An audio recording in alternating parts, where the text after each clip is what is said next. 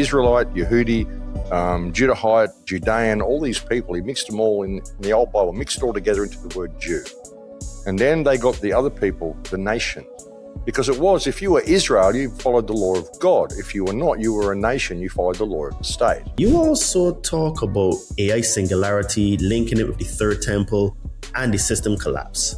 Why do you see the third temple as such a serious marker of where things may be heading? There's no reason for the United States to be in the Middle East anymore. I mean, if they don't have any bases, if Iran destroys all the US bases in the Middle East and they destroy Israel, then what's the point of the United States having any presence in the Middle East at all? What are they doing there? If they're not there protecting Israel or protecting their own bases, what are they doing there? They're just going to be isolated to their own continent. This is insane but the thing is though, it's actually not that very easy to do because it takes a lot of playing around, even to produce AI content, because I've been playing with it. It's not as easy as it looks, but after several tries, hours, you can get it done. Fear is an absence of connection to love, really, is what it is. If you really bring it down to it, it's the complete opposite emotion to love. What is love? Love is simply the absence of fear in your life. Hey Conscious Man 7 family, quick question before we start. Do you love the depth of these conversations but hate when ads break the flow? I get it.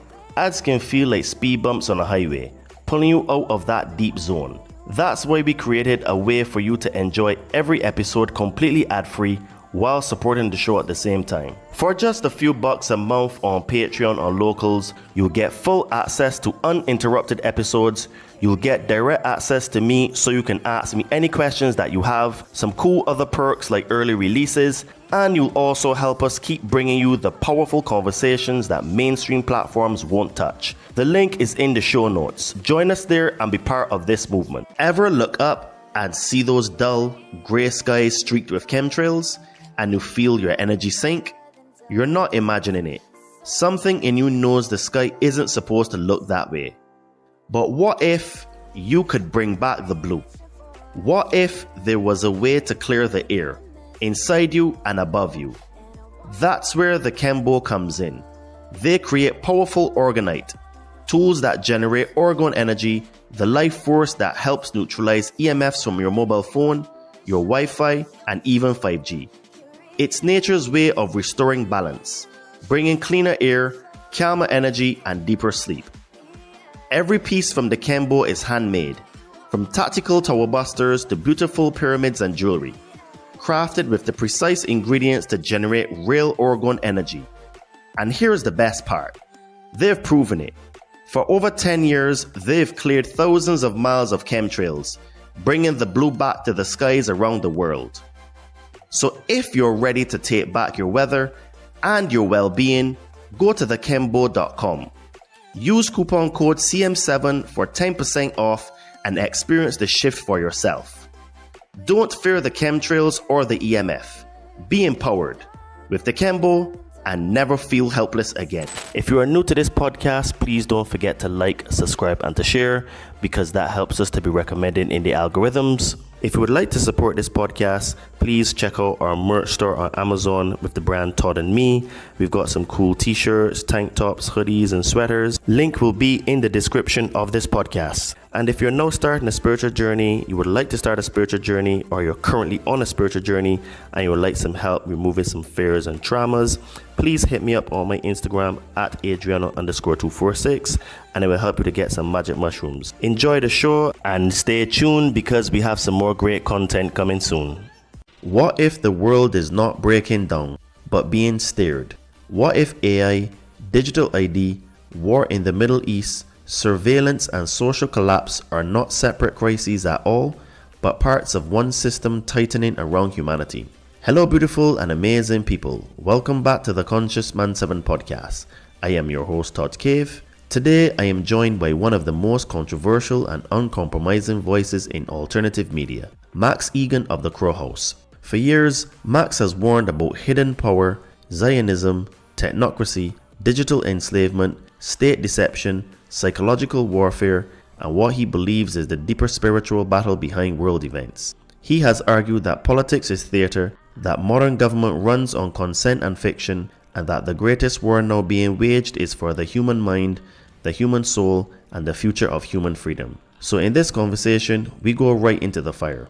We talk about who Max believes really runs the world, the real reason for the push towards war with Iran, the significance of the Third Temple, AI government, digital ID, system collapse, and some of the most quotation marks dangerous conclusions he has reached through the years of research. This is not a comfortable conversation.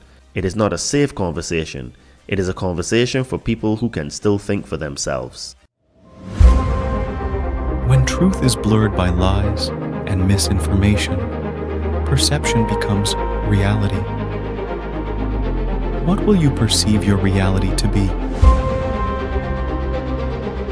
Liberate your fears and walk with me. Sit down and meditate. Connect with your soul.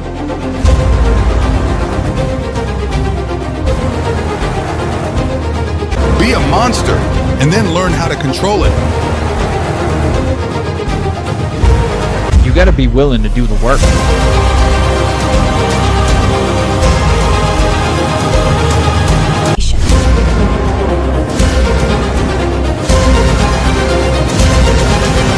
So it really goes really deep in terms of words and etymology and what they mean. So this is why it is really hard to really crack the matrix, because there's so many levels and layers to it, Hello, Max. Welcome to the Conscious Man 7 podcast. How are you today, mate? Nice to be here, brother. Really nice to come and connect with you. Yes, very much so. I'm really honored to have you because as we were chatting before recording, you were one of the first people that I heard about when I started to wake up back in the day. And the first thing that I heard was this thing called a straw man and legal fiction, all that kind of stuff. And I was like, what's all of this? Because I remember a friend had sent it to me. And I had subscribed to your channel immediately. And then you got bumped off the YouTube. And then I saw you pop back up again. I was like, wait, Max is still about on YouTube.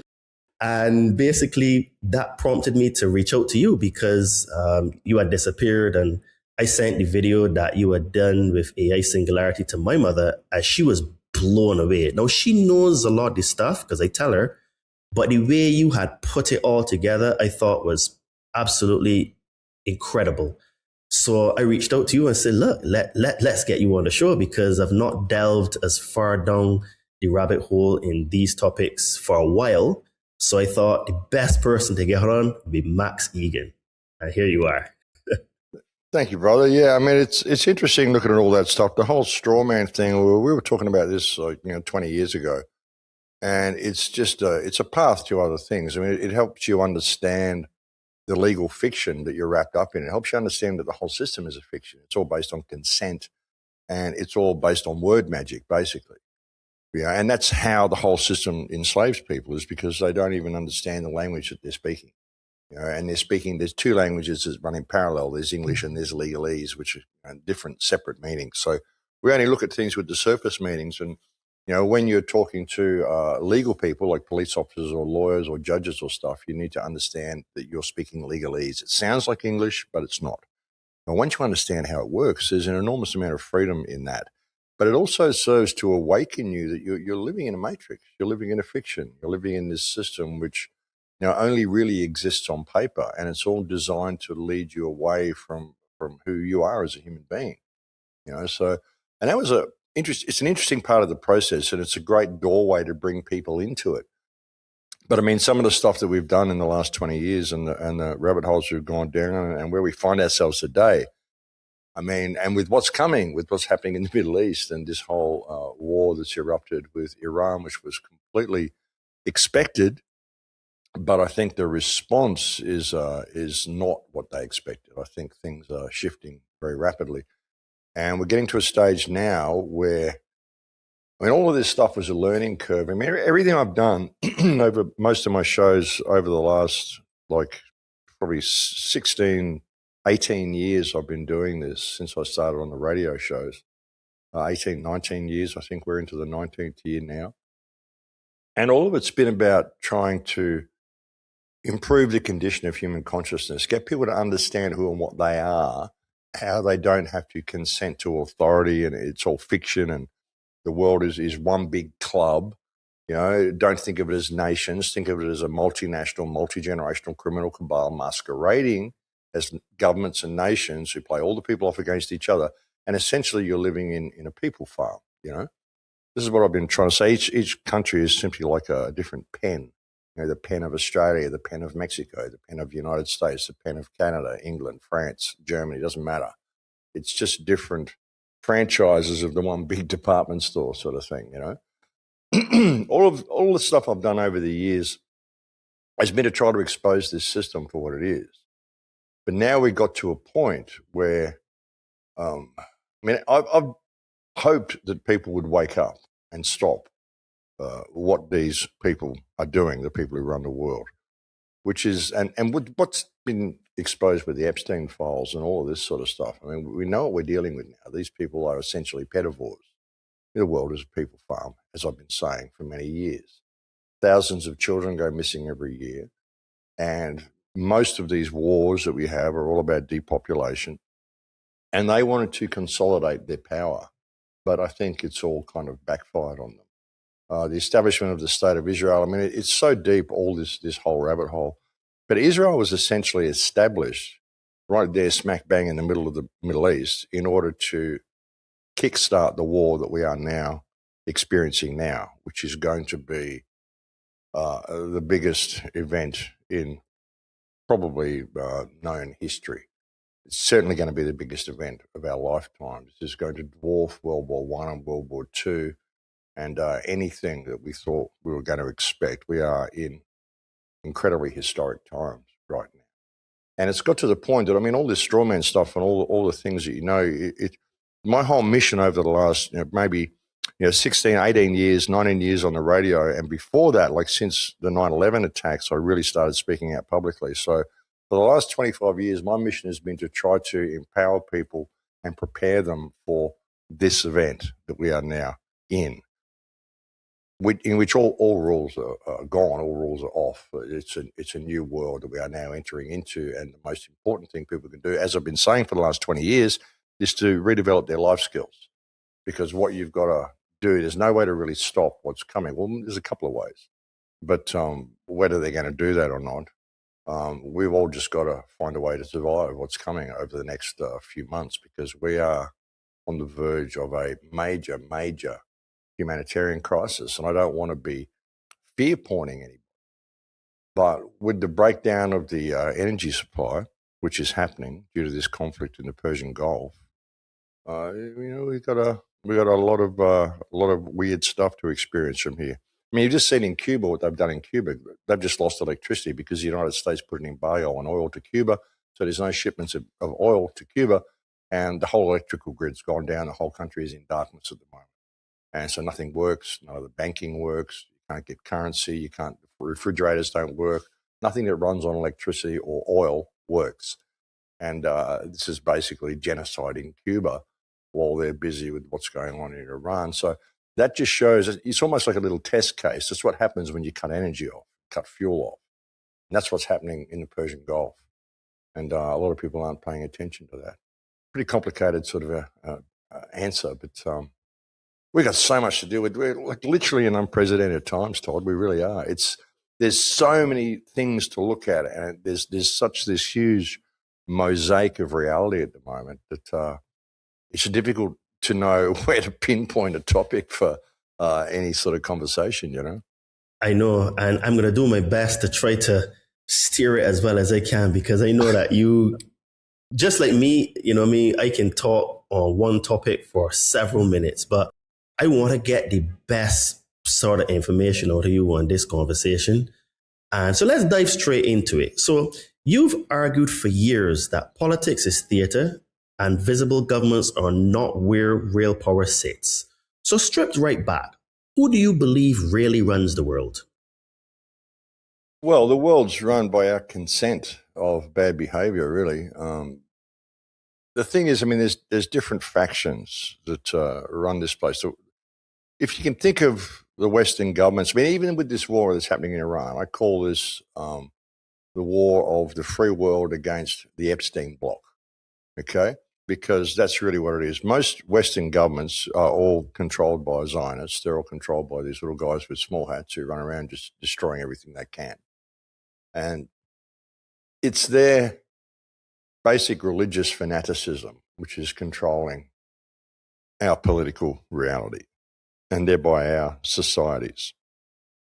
You know, there's a certain mafia that exists within Judaism, and it's not all the Jews. It's a certain Kabbalistic mafia that exists that believes that they have to bring about, or they should work to bring about, the fulfillment of Judaic prophecies and bring about a situation where their Messiah will be able to return.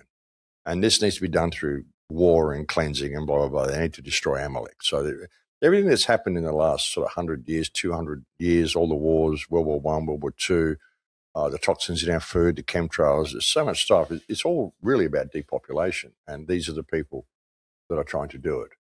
But ultimately, I mean, it's run by our consent of wrong behavior. This is what I've been saying to people for so long. You can point the finger at these guys and say, well, they're doing really bad things. Well, yeah, they are. Why do you go along with it? Why do you use their financial system? Why do you use their currency? Why do you buy their food? Why do you obey their laws? Why does anybody obey the laws of government? Now, we've just found out that all Western governments on earth torture, rape, and eat children. And what they wrote on paper that you're not allowed to do something, and you're going to comply with that, are you? Like, are you serious? You know, we know what these people are. So if people even see that and they go, well, that's terrible. We found out that Donald Trump he raped all these 13-year-olds, and we found out that Ellen DeGeneres is a cannibal, and all of our governments are doing all these terrible things, and all the stuff that's been exposed by the Epstein files. We found out all this stuff. Someone should fix it. But not me. I'm just going to sit here and still pay my taxes and do what I'm told and walk between the lines and do all this sort of stuff. That's the problem. That's the problem, is we don't believe in ourselves. You know, so who really is to blame, and who do we point the finger at? Well, you know, do you have a mirror? You know, because I've never complied with any of that sort of stuff. I mean, I've always operated with 1 foot in the system and 1 foot out. Sure, I got a passport, even though I know it's a fraud and I shouldn't have to have one. I've got one, because I don't want to have to try to argue my freedom through my whole life. I just want freedom of movement. So I'll put a registration plate on my car and I'll get a driver's license so that I don't get pulled over by a brain-dead cop every 5 minutes and have to try to explain myself to a guy who, frankly, isn't mentally competent enough to understand. You know, you're going to spend your whole life arguing with the system. So I just don't do that. I have enough to be able to walk with 1 foot in the system and 1 foot out and just observe along the way. And I can just kind of slip between the cracks. And that's what people have to do. You know, so, I mean, that's who we point the finger at, brother. I mean, everything's been exposed now. You can point the finger at the Jews. They're doing terrible things. This cabal is doing terrible things to depopulate the world. They want to build their third temple in Israel and all that sort of stuff, which I think has, they've completely blown that opportunity, I think, by attacking Iran. People don't understand the significance of what this war in Iran is about and what Iran's response is to this war and just how prepared they are.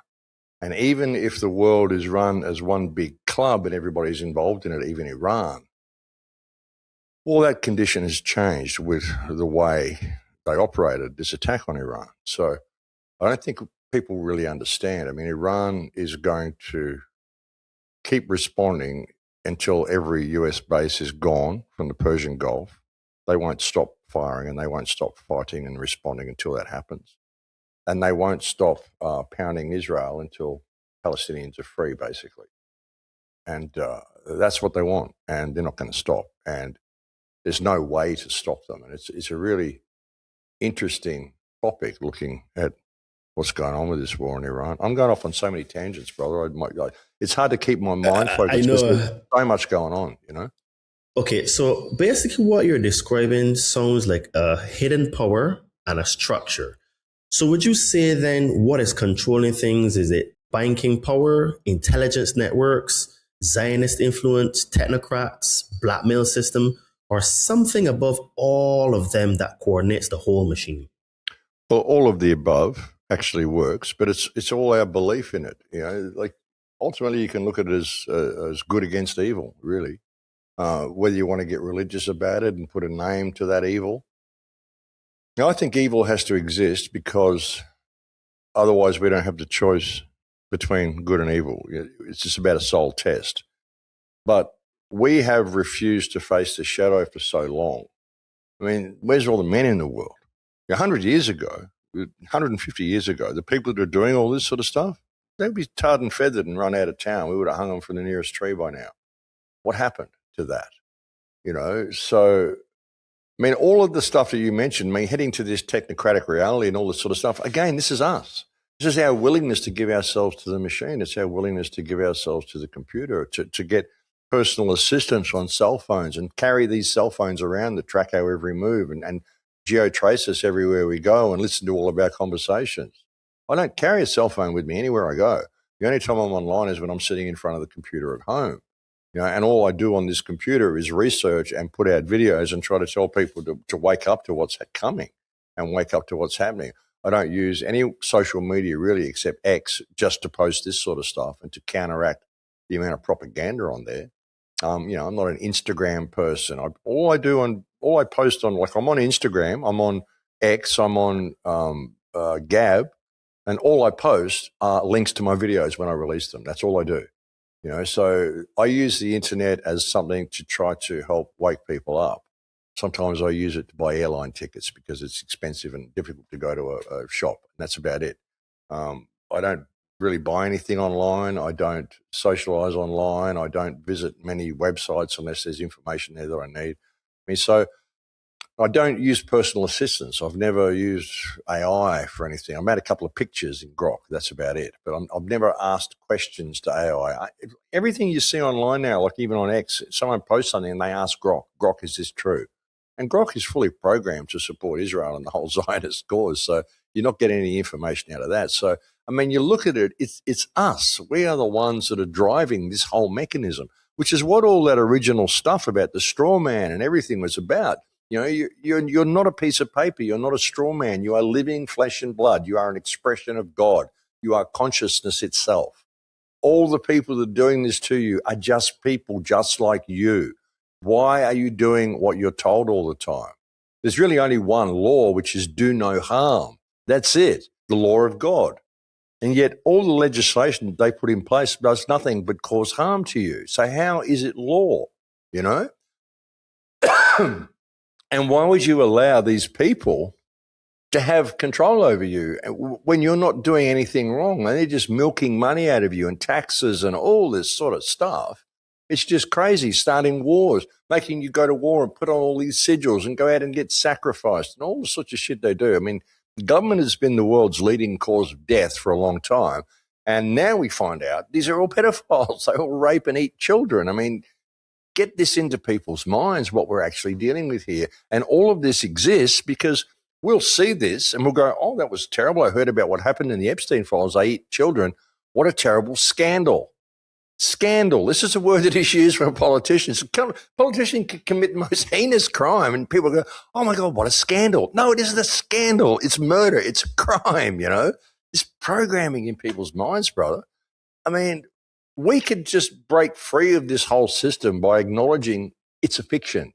These people are criminals and we don't actually have to do anything they say, because even if they had any power at all, well, they kill, rape and eat children, okay?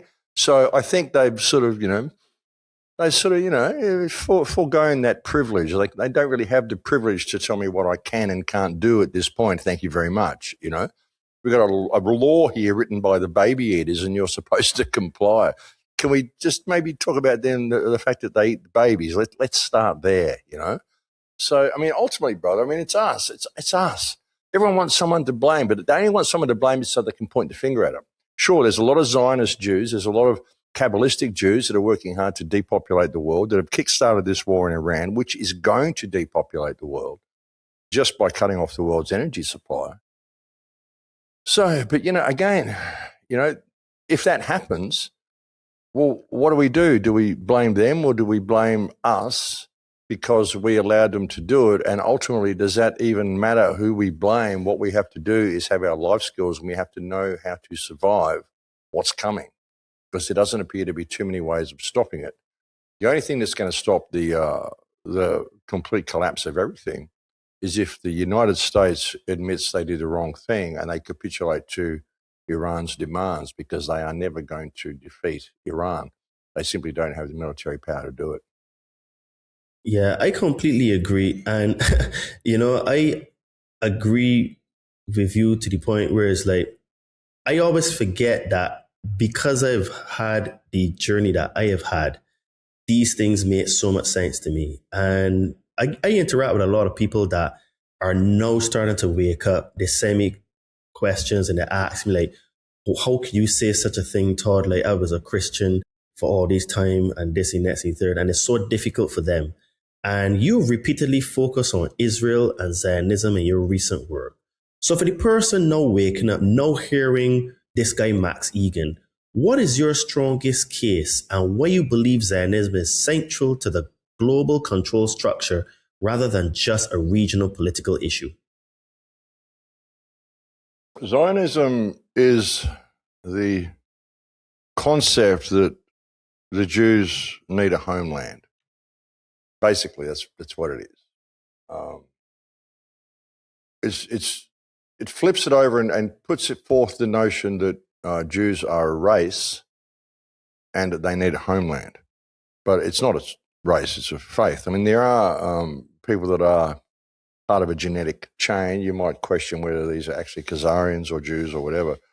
But you'll see black Jews, Chinese Jews, white Jews, Middle Eastern Jews, green Jews, pink Jews, doesn't matter. They all say they're one race. It's kind of crazy. But anyway, Zionism is a mechanism that was put in place to say these people, the Jews, their homeland is Judea. But the whole concept of what Israel is, Israel, it isn't a place, it isn't a block of land. There was the Holy Land of Israel, which existed within Palestine, which was the Holy Land where the teachings of Israel were taught, the man Israel. And his teachings were that there is only one true God, that all the other stuff, there's only one God. That's what the man Israel believed, and that's the lands within Palestine where that doctrine was taught a couple of thousand years ago is the Holy Lands of Israel. It was never a country, it was never a place. Sure, you'll find remnants there of menorahs and stuff that they did because there were different religions there. The Jewish religion was there. Well, it wasn't even a Jewish religion, it was the Israelites were there, the people who followed the teachings of Israel, But the way it is, if you're someone who believes in one true God, then you are Israel. That's what Israel means. So when the Bible tells you need to defend Israel, they're saying you need to defend the belief in the one true God. But there's this group of people. King James changed the word. He changed Israelite, Yehudi, Judahite, Judean, all these people. He mixed them all in the old Bible, mixed it all together into the word Jew. And then they got the other people, the nations. Because it was, if you were Israel, you followed the law of God. If you were not, you were a nation, you followed the law of the state. So when King James inserted the word Jew and changed the word nation to Gentile, he gave the Yehudi, the Israelites, an ethnicity, the Jewish race, which doesn't really exist. And he separated them from the rest of the world with the Gentiles, the non-Jews, the non-chosen. Because the original Israelites were those people who chose God over the law of the state. Whereas when they flipped it and gave it an ethnicity, when King James did that, then they were able to say that the Jews, who were the Israelites, were actually God's chosen people, the people chosen by God, rather than the people who chose God, right? And the others were not a nation; they were goyim, they were Gentiles. So it was God's chosen people and the others, when really it was those people who chose God and those people who followed the law of the state. Back to the whole straw man thing. This is the origin of it all. It's got nothing to do with the fucking race of Jews owning this land. But when they created the word Jew, then they're able to say, well, we're a race and we come from this place, Judea. Okay, that's Jews come from Judea. You'll hear them say this all the fucking time, right? So now they create this mechanism. They put it in place in the middle of the 1800s. They started all these color revolutions and all this sort of shit that led up to World War I and World War II, the Balfour Declaration, all this sort of stuff, because they want to claim this piece of land, because they want to create a war where the Christians and the Muslims kill each other off. So they get this little piece of land, which is right in the center of the Arab world. And they say, look, we've got a tiny little piece here where we come from. It's our homeland from thousands of years ago. We come here, ethnically cleanse everybody in the most brutal way possible and say, oh, we're just returning home. It's our chosen land, you know, it was promised to us 3,000 years ago. And it wasn't. It simply said that Israel, the people who believe in God will have a place. You know, it wasn't anything to do with you people who claim to be a race, right? So they put this in place right in the center of the Arab world. And then they say we're bitterly defending ourselves and we're not colonizers. Look how much of the land around us the Arabs own. Well, hang on, why are you smack bang in the middle of all that if you're not colonizers, you know? And they've created this whole mechanism to create this whole scenario to put East against West. See, once Israel was installed in 1948 through Zionism, which and it was the Zionists who brought about World War I, brought about World War II. All of the hardship that Germany suffered, all the people that died in those two wars were all the result of Zionism, all as a result of setting up a scenario where these people could claim Palestine because they've been kicked out of 109 countries 1,030 times over the last 2,000 years. They just got nowhere to live because they keep fucking up everywhere they go, right? So they created this whole state, the Palestinians or the Zionist state in the middle of the Arab world. Then around the same time, it was just after that, a couple of years after that, there was a democratic government in Iran, the government of Mossadegh. In 1953, 5 years after Israel was formed, the CIA ran a coup. There was an election in Iran. Mossadegh was overthrown. Mossadegh wanted to privatize the country's oil. It was time to renew the contracts with England and stuff. And he just didn't want to renew them. He said, no, we're going to keep the Iranian oil. We're going to give it to the Iranian people rather than British Petroleum controlling Iranians' oil, you know. So they threw out England. So the CIA manufactured a coup in Iran in 1953, overthrew Mossadegh and imposed the Shah. The Shah of Iran, the Pahlavi family or whatever they are, the guy they want to put in now, his father was the Shah of Iran. And he was a brutal tyrant. He had a secret police called the Savak who were trained by CIA and Mossad. And there isn't a family in Iran who didn't suffer under the brutality of this regime. It was this family, the Pahlavi or whatever it is family, Pahlavi possibly family. I think so, yeah. They wanted to legalize child marriage and all that sort of stuff. You hear all this stuff about they marry children in Iran. This was the Pahlavi family who did all this. And when he was deposed and he fled Iran in 1975 or somewhere around there, he fled to England and he married a child when he got to England, to the United States. He went to the United States and married a child in the United States, yeah. Wow. So it was this family, the Shah's family. And he was a brutal dictator. So he got deposed around about 1975. And then the Ayatollah came back and said, well, look what happens when you turn away from religion, you know. So it became an Islamic government. But under the Islamic government, Christians, Muslims, Jews, everybody lives there. They all have equal rights. And there's no taxation, there's no usury, no interest on loans, anything like that. It's completely separate from the banking system. And women don't have to walk around in burqas. All this stuff you see, in Iran, it's just this desert and all the women are dressed in black and they got only their eyes shown. It's all bullshit. It's all bullshit. It's a progressive country like anybody else. You got Muslim women there who do that, but you've got Western women there who wear tights and got midriff showing, got their hair out. They got music playing in the boutiques at the mall. It's the same as any other country. Oh, you can't listen to music in Iran. You can't show your hair out. You can't do this. You can't do that. Oh, look, here's this woman who had her blonde hair showing and she's being arrested by the morality police. No, she's not. She was a freaking Mossad agent who was spying on people who was arrested. You know, so all the story you told is complete bullshit. But anyway, when the Ayatollah came back, and I am getting to the point here, it's just complex. But when the Ayatollah came back to Iran around about 1975, well, then a year later after that, King Faisal in Arabia was saying what Israel is doing to the Palestinians is disgraceful, blah, blah, blah. He was totally speaking out against the Palestinians. And he's saying, we're going to stop selling oil to the United States. We're going to stop selling oil to you people if you're going to keep funding these Israeli Zionists in destroying the Palestinians. This is in 1976. So I think it was 1976, 75, 76, around there, maybe 73. I think 76. But then He's speaking totally out against Israel, so they overthrew him, and then they imposed the Saudi family, who are crypto Jews, and Arabia became Saudi Arabia. King Faisal was deposed because he was speaking out against the system. And then when the Saudi family came into Saudi Arabia, they introduced Wahhabism, which is an extremist form of Islam, where you had women walking around in black and burqas with their eyes showing. You had people being killed because they got raped. You had hands being cut off. You had heads being cut off. You had public executions, public hangings. All the stuff that made people hate Islam as being a violent, oppressive religion was all done in Saudi Arabia by the Wahhabis. And then all that blame was shifted over to Iran. It's the Iranian state. Iran proxies everywhere. All these beheadings, all Iran proxies. You know, ISIS, Al-Qaeda, all Iran proxies. ISIS is Israel's secret intelligence service. It's run by Israel. Al-Qaeda was run by the CIA. All of this is blamed as Iranian proxies, you know.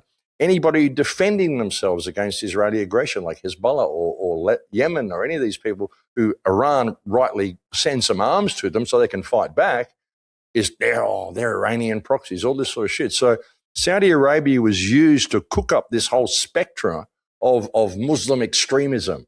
The first books on extremist Islam were printed in Pensacola University in the United States and brought into the Afghan war when the Afghan fighters were trained that Russia isn't just attacking your country, they're attacking your faith. And they created that whole Al-Qaeda thing. The word Al-Qaeda simply means database. It means the database. That's what it means. These were all operatives who were trained by the CIA to fight the Russians.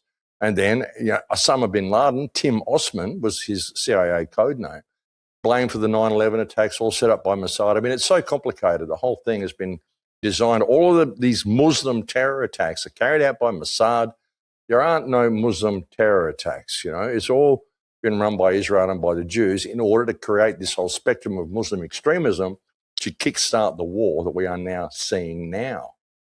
But they have not really taken into account what Iran's response is, because Iran sat back and watched how Israel and the United States conducted itself in the Middle East. It watched how they took out Libya, watched how they took out Saddam Hussein in Iraq, watched what they've done to Syria, took out Assad, watch what they've done in Gaza as well. They take out the leaders and then it all turns to chaos. Iran has set up a system whereby if you take the leaders out, you basically switch the system on and it can't be stopped. There is no off switch because the leader is the off switch. The worst thing Israel could have done was to attack Iran the way they did, and the United States as well, and actually bomb the presidential palace and kill the Ayatollah, because he is the leader of the defense.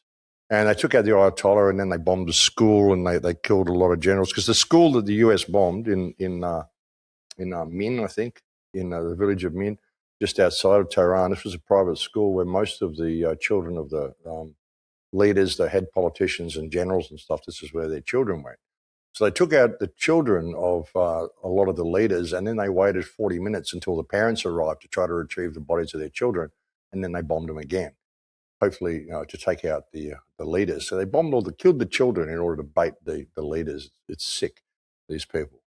But Iran saw what happened to the rest of the world, and it set up what's known as a mosaic defense system.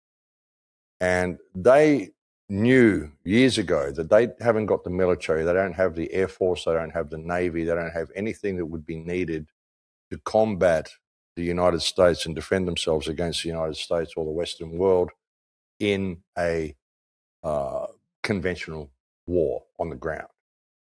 So they set up a system, a mosaic system, where there are 31 different provinces in Iran. Each province has its own military leader who has his own arsenal, he has his own intelligence, he has his own complete network. And there is a sealed envelope that is there.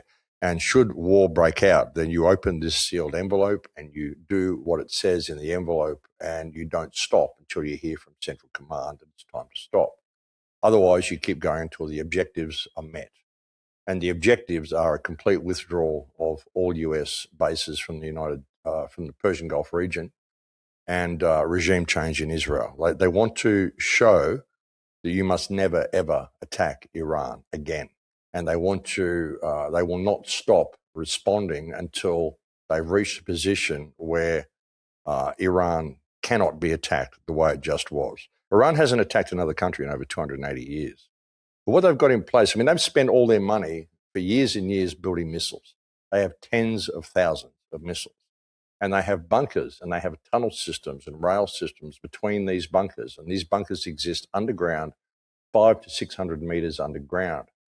If nuclear weapons were real, which I doubt that they are, but even if they were, and they were to nuke every inch of Iran, these bunkers will still be operational. They are 500 meters below ground. They all contain hundreds and hundreds of ballistic missiles, some of them hypersonic missiles. And it's like even if Iran was killed, even if you killed everybody above ground in Iran, these bunkers, these missiles will still be firing. They come directly out of the desert floor. There are no silos, so you can't see where the missile sites are. They are all underground with tunnel systems, and there are these missiles can be set up at any number of thousands of locations, 31 different commanders over different provinces who are all going to fight to the death to preserve the Persian people and Persian autonomy. And they're not going to stop. The only way this war will stop is if the United States capitulates to their demands.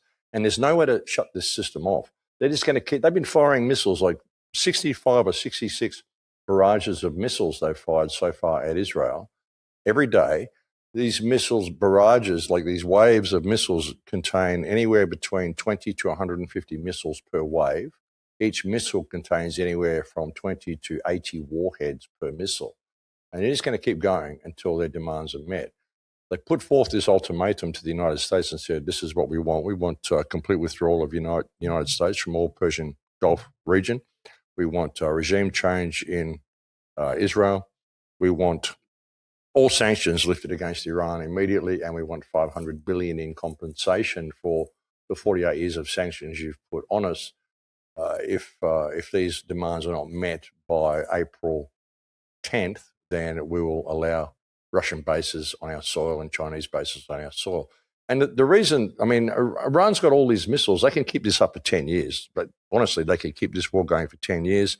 And what the Russians call this defense system is the dead hand defense system, because even if you kill everybody above ground in the country is still going to be defending itself against you. There's no way to turn this system off apart from a message from Central Command or the directives in the envelope are met, which is you withdraw completely, you surrender, you give us compensation, and we'll just take back Israel and we'll give it back to the Palestinian people. And that's what's happening. And I think this is backfired in their face. There is going to be no third temple. There is no way that the United States can defend themselves against this. I would suggest the only way out for the United States at the moment, because they've isolated themselves from the entire world, the only way out is for Trump to possibly be assassinated and then say sorry, or for Trump to be arrested, and for the people, the new government to say sorry, he went insane, we'll give you your $500 billion, switch the system off. Because otherwise it's just going to keep going. And I just heard this morning that apparently Russia and China have agreed that they will come in and help Iran. And the thing is, you can see that Iran doesn't want war. It's only set up a self-defensive system, this dead hand system, this mosaic system, because it doesn't have long-range missiles. It doesn't want to attack England. It doesn't want to attack the United States, but it wants to protect the Persian Gulf region. It can hit anywhere in the Persian Gulf, but it won't attack the United States or anything. However, if the United States doesn't withdraw, then it will bring in China and Russia will attack the United States. And you'll see missiles falling on New York and LA and Washington. And it's a really dangerous situation. And with what Israel has done, I mean, Israel is basically fallen. Tel Aviv is in a really bad way. It is every indication that Benjamin Netanyahu is already dead. The videos that have come out of Benjamin Netanyahu in the last week have all been AI. Every single one of them is an AI video. None of these are real. You can see there's AI artifacts all through them.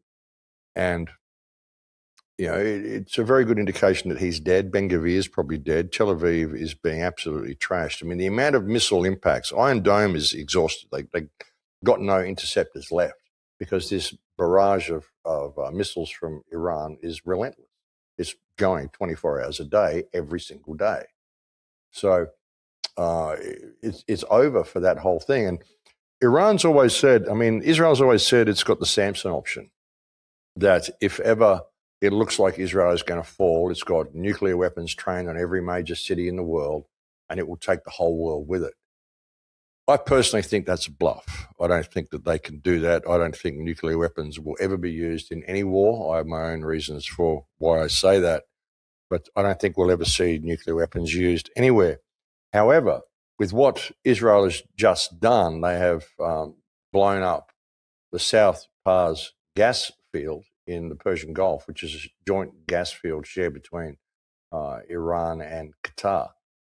That will require a response from the Iranians, and the Iranians have said that they will probably blow up the Saudi oil fields and oil fields in Bahrain and stuff like that. Apparently, there's about 3,000 or 3,500 ships currently trapped in the Persian Gulf that can't leave.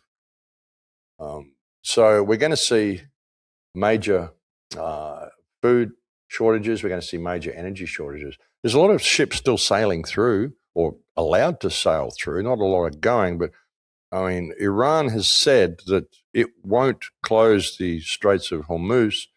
It will allow anybody to sail through the Straits of Hormuz as long as you are not American or Israeli or an ally of America or Israel. So France or Germany or Australia or anyone, you want to get some oil from the Persian Gulf, no problem. Just kick out your diplomats and close your American embassy in your country and sever your ties with the United States, and you can have all the oil that you want. That's what they're saying. And should our demands not be met by April 10th, then we will close the straits to everybody. And if they do that, then that is basically, that's going to create a famine right around the world. And Israel has done this. I think this is like their Samson option. Attacking the gas fields is like Israel's Samson option, because there is no real Samson. There is no big nuclear confrontation that's ever going to happen.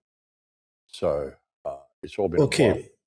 So I'm curious. World, I know, I'm curious. So with all that being said, in your view, what is the real reason towards pushing for war with Iran?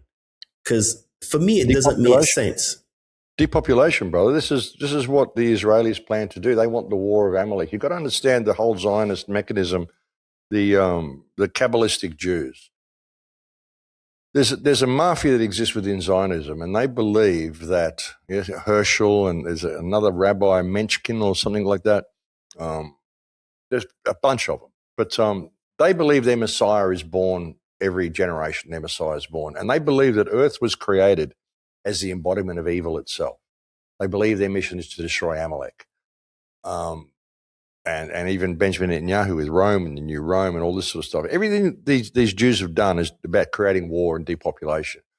People go into these wars, sigils all over them, the military uniforms, they've got 5-pointed stars, they've got these gold wreaths and all this sort of stuff, red ribbons.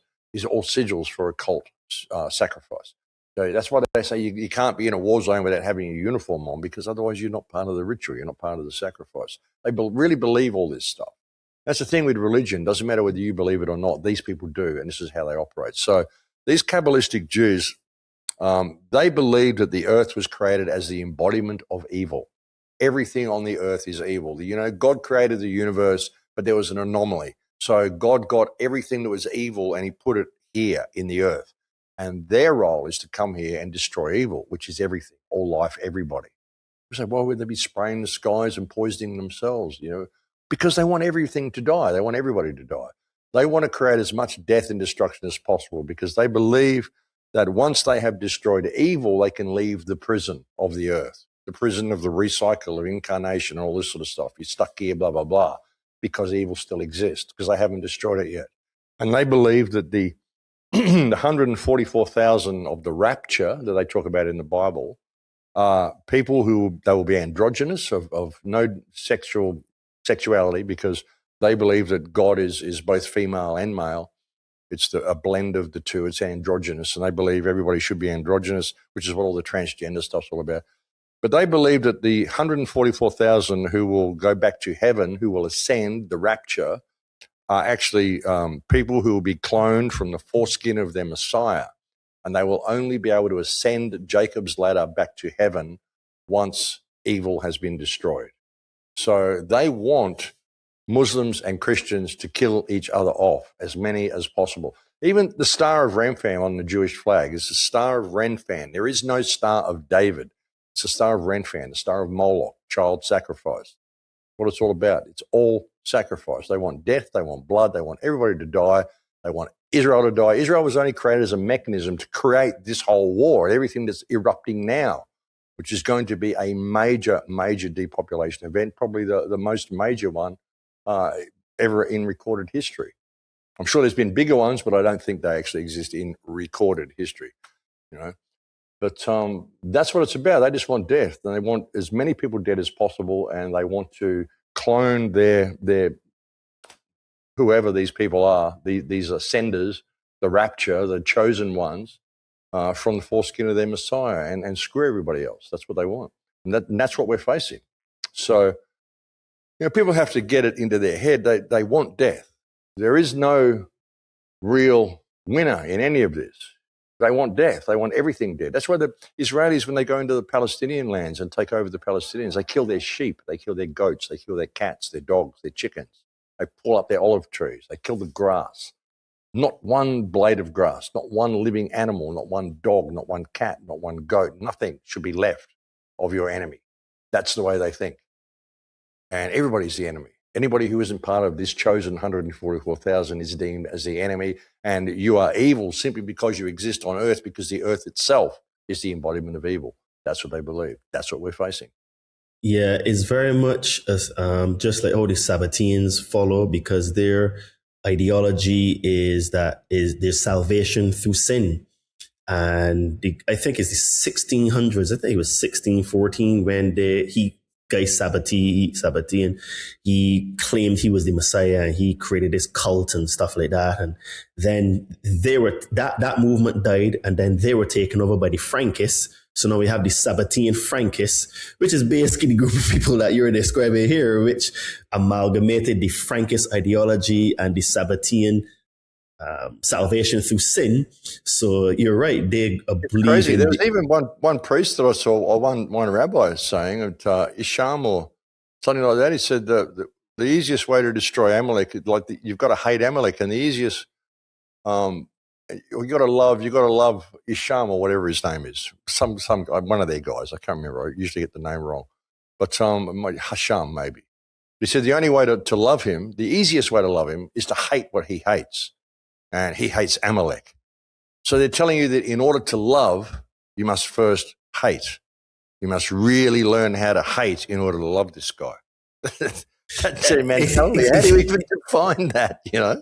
I know, and this is the reason why everything is inverted, because nothing makes sense. Like, you know, boys can get children and girls can compete with boys and, you know, take off their breasts and say they're boys. So it's a whole mental gymnastics, you know what I mean? And a mental disease where basically salvation through sin. The more sin that I do, the more I will be saved, is basically their ideology. The inversion of everything, turn everything, because they believe that the earth itself is evil. So turn it all upside down. And the more you can pervert it, and the more pain you can cause, and the more suffering you can cause. They teach their kids to enjoy this stuff. See, one guy, I saw a post saying, like, it's not enough killing the Palestinians. We need to find more painful ways for them to die. You know, this is the way they think, you know, and the way they torture them and hold them in prison. They could have genocided the Palestinian people in a week if they wanted to, but they've stretched it out over 2.5 years. Move here, move there, move there, move there. And then we bomb you, and then we bomb you, and then we bomb you. And we just keep doing this because we want to draw every single last ounce of pain out of you. That's what they do. They enjoy it. You know, it's crazy. It's just sick. And this is what we're facing, brother. But ultimately, like I said, all of this sort of stuff, I mean, why does this all exist? It exists because we just go along with it. We just tolerate it. We see all this stuff. We say, oh, my God, it's a scandal. You know, it's not a freaking scandal, you know. And now we know that they all eat children. So like, you know, what are we doing as a race? It's all laid bare now. And I think they've done it all on purpose. They want you to see it because they're counting on no one standing up and actually calling it out. They're counting on you going, well, it's terrible that Donald Trump eats children, but I better do what it says on this piece of paper here because Donald Trump tells me it's the law. You know, it's crazy. It's crazy. I mean, and they're all involved. All of the governments of the world are involved in this. So what are we doing? You know, you can look at all of this stuff, and even the Sabbatean Frankists and all this sort of stuff. Yeah, this is how it all happened. This is how all these secret societies did it. But we know it now. So why are we still going along with it? This has been my question for the last 25 years, brother. You know, trying to get people to just see it. Well, okay, now I've shown you all this. Why do you still go along with it? Because I don't, and I haven't ever. And I got kicked out of my high school for arguing with my teachers like 50 years ago. And I just bounced around the world ever since, and I'm still out of jail. So it works, you know. I think that the interview that G. Edward Griffin did with Yuri Bezmenov encapsulates very well why this is the situation, because the demoralization, the normalization, and now the chaos that is happening is all to slow step us to their agenda, which is this complete inversion, and I think it's just the destruction of the human spirit and removing the soul from humans. And so it puts me right on to my next question. You also talk about AI singularity, linking it with the third temple and the system collapse. Why do you see the third temple as such a serious marker of where things may be heading? Well, it's like everything I just said before about the destruction of Amalek and ascending Jacob's ladder and all this sort of stuff. They believe their Messiah is born every generation, and they, according to their books, the final day for the anointing of their Mosaic, their Messiah, is October 2nd, 2027, according to their book. So this is why they've really kickstart this war. Now, one of the things they're really hoping to happen, which I would suggest they're going to stage themselves, is they want the Al-Aqsa Mosque destroyed on the Temple Mount so they can build their third temple. They want it destroyed. They want to be able to blame Iran for destroying it. There's been a couple of videos I've seen and a couple of reports. I saw one this morning, actually, of smoke rising near Al-Aqsa Mosque, saying this is the remnants of a missile attack. Well, actually, no, it looks like someone just let off a smoke bomb. It doesn't look like a missile attack at all. But it puts that seed in people's minds that Iran is hitting really close to the mosque. They want to destroy the mosque and blame it on Iran, because if Israel destroys the mosque, then the whole Arab world is going to turn on them. So if they can get it to look like the Iranians destroyed the mosque, then they can get the Arab world to actually turn on Iran, which is what they're hoping to do. But most of the Arab world is run by crypto Jews anyway. And that's their plan. So that's why they've kickstarted this war. One of the reasons they really need as many people to die as possible between now and 2027, because they need to have destroyed Amalek in order to anoint their new Messiah. Well, I don't think they need to destroy Amalek, but they need to have the war of Gog and Magog happening before they anoint their new Messiah. The deadline to anoint the Messiah is October 2nd, 2027. So you're going to see within the next 18 months or 16 months, a lot of carnage, and you're probably going to see Al-Aqsa Mosque destroyed and the new temple built if they're able to stop this Iranian response, if Israel is actually able to survive. But that's what these Kabbalistic Jews believe, and that's what it's all about. You know, the whole smart grid and all this sort of stuff, I mean, everybody's been wanting this whole technocratic grid. But I don't know. I mean, even Iran has been wanting this. I mean, they've been looking at all this because, you know, the world is going in a technological direction, so they're going to be part of it as well. But it all could change with the loss of the energy grid. If this goes forward, now hopefully China, Iran, and Russia will see the danger that it would cause to humankind if they were to actually shut down the flow of energy and shut down their oil supply completely. Hopefully this won't happen.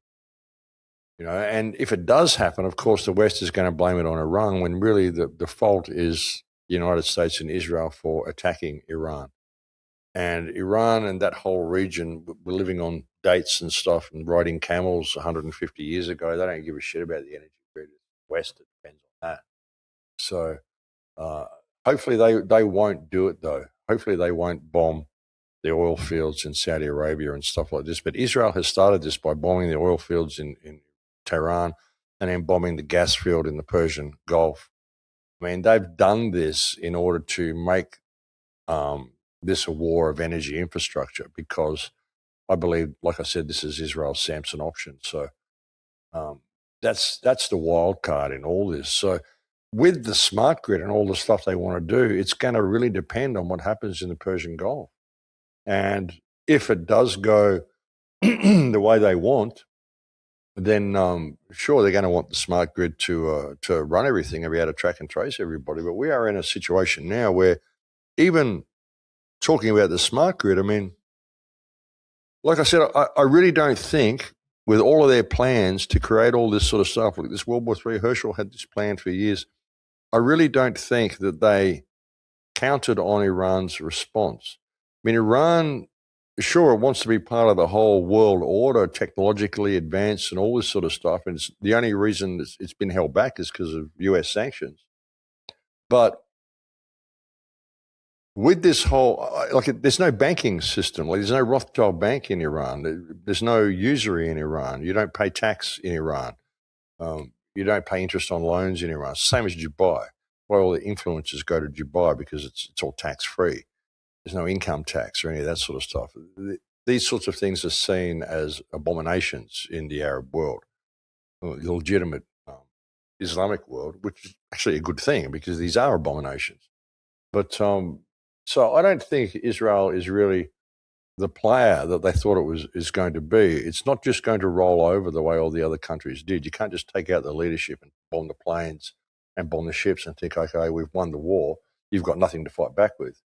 No, they've got this dead man switch, which is now operating.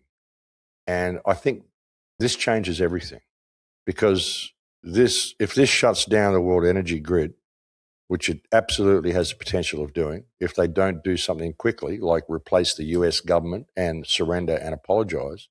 And the United States is never going to want to do that, because they believe they're the United States and they don't want to be humiliated. Well, they might be able to get out of that by saying, well, Trump went mad, so we had to do this and we're sorry, we didn't mean it, rah, rah, rah. But I mean, even the Iranians are now calling them the pedophile bloc, the Epstein bloc. The Iranians are saying all Western governments are all involved in Epstein, so we're just not backing down, because you're all pedophiles, you're all criminals. We don't care anymore. And I think this is a wild card for the whole thing, and it's going to change everything. And the smart grid depends on servers, it depends on the internet, it depends on a lot of stuff. If there's no energy to run that, and a few strategic blasts like in Silicon Valley and a few places in the United States and a couple of servers in Europe, and suddenly there is no internet. It means there is no smart grid. And if that was to all shut down, I mean, most people on Earth would not know how to function without a cell phone. They wouldn't know how to function without the internet, without communication. Kids have grown up and this is their whole life. The internet's been there ever since. I mean, I remember when it was invented. I remember when there were no cell phones, So I'm fine. I can build a shelter. I can get by. I know how to do stuff. Well, the kids these days, they don't even know how to plant a seed. I was watching a documentary and I saw that there was a kid. He had a college degree and he needed to watch an instruction video on how to operate a tape measure because he wanted to get a job at a hardware store. I mean, this is the mentality of the human race. So, see, everything, and it's weird for me because I've been talking about this stuff coming online for so many years.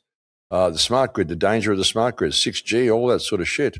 And even the deep state, everyone talking about Trump's going to take down the deep state. Well, actually, it looks like Iran is going to take down the whole thing. So we may not even have a smart grid. We may not even have the internet in 6 months' time. Are you prepared for that? Is anybody out there prepared for that? Are you in a situation where you can get by what's coming if you lose pretty well all communication? Well, I do have a satellite phone. Whether I can charge it or not is another question. But, we're in a very, very different world now to what we were a month ago.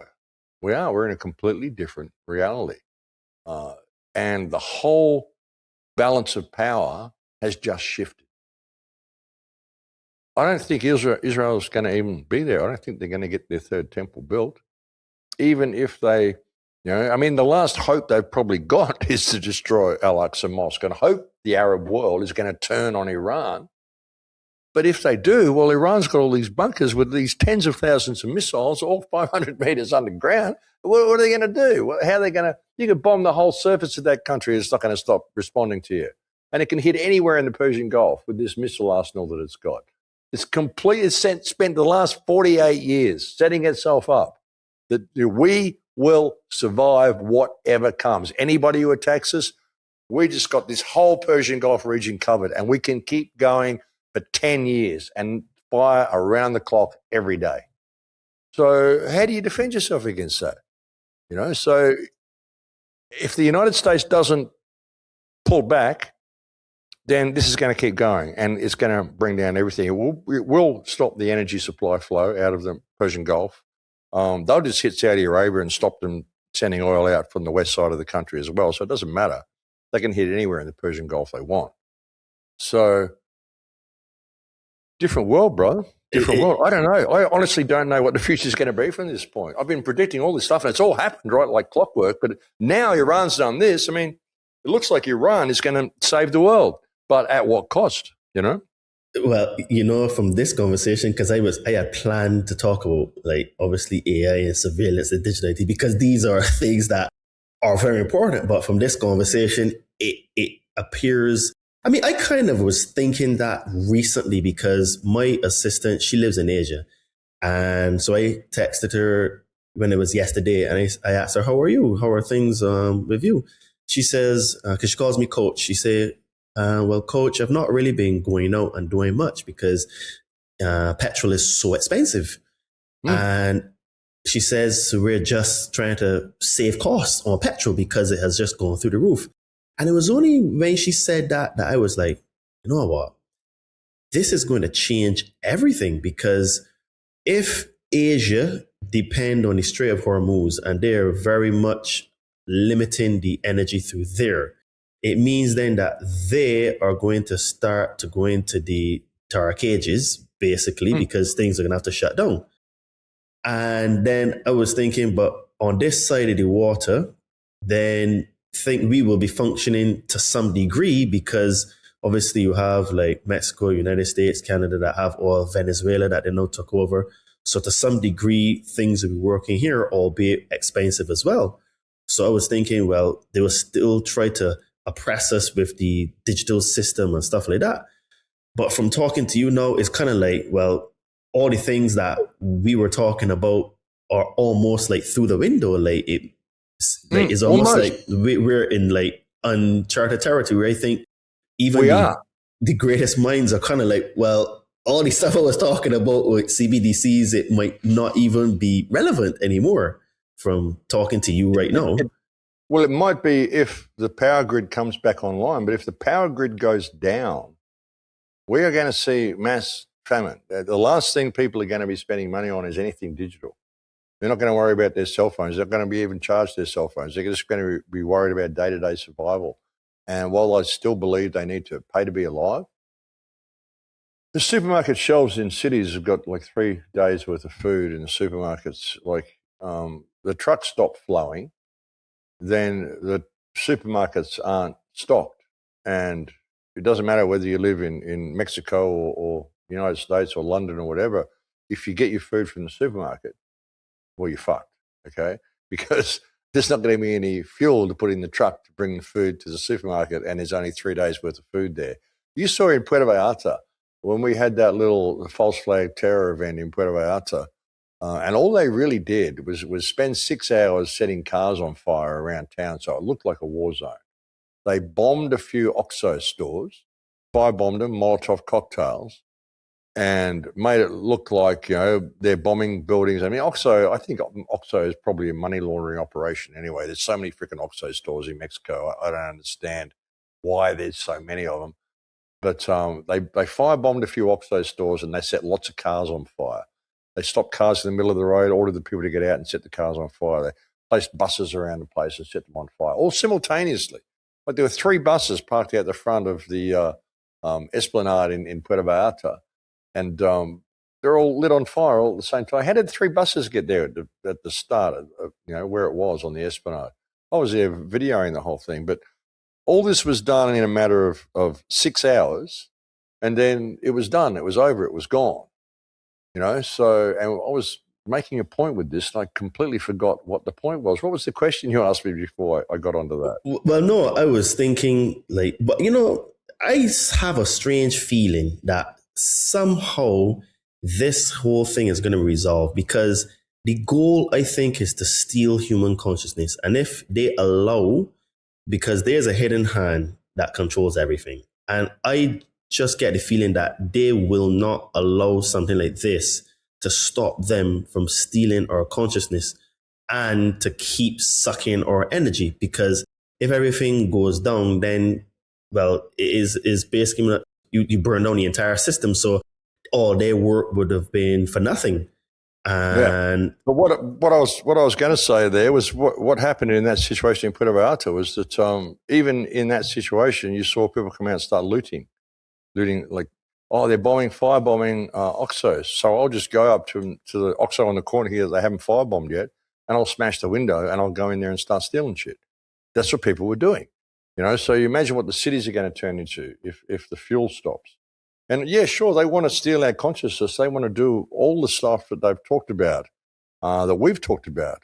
And that's the ultimate goal of this whole system, this whole 5G thing, the cell phones, everything that they've been putting in place, even the internet.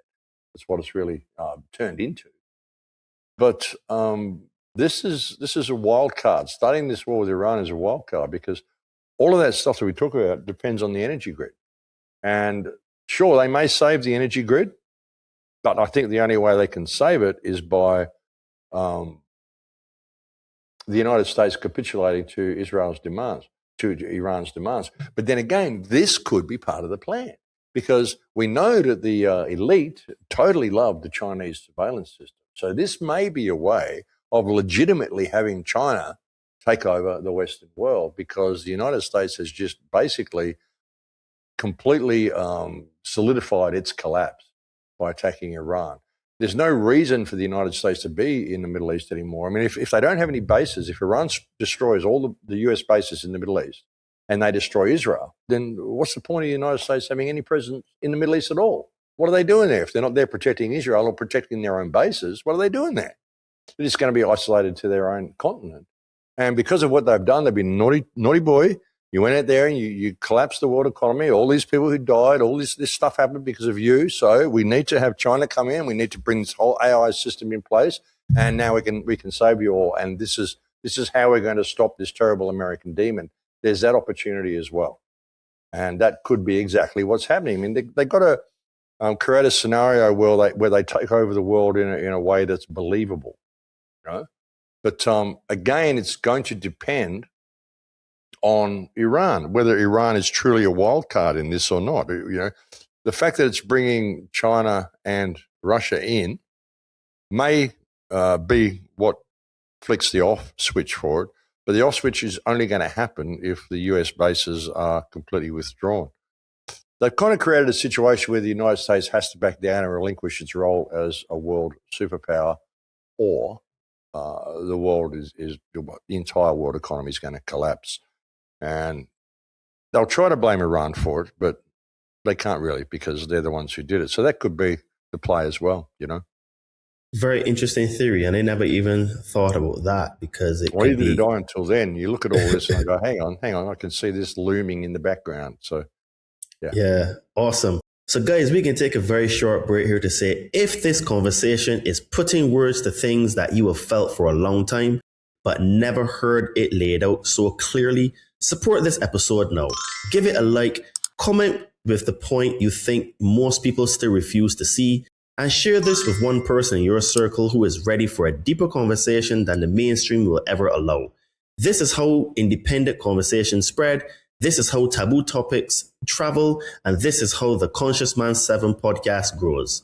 Also, follow us on Instagram at Adriano_246, at the Conscious Man 7 podcast, or Todd Cave on Facebook to see what we get up to during the week, to see how I merge fitness, consciousness and spirituality to help people not only get into shape, but also to level up in other areas of their life.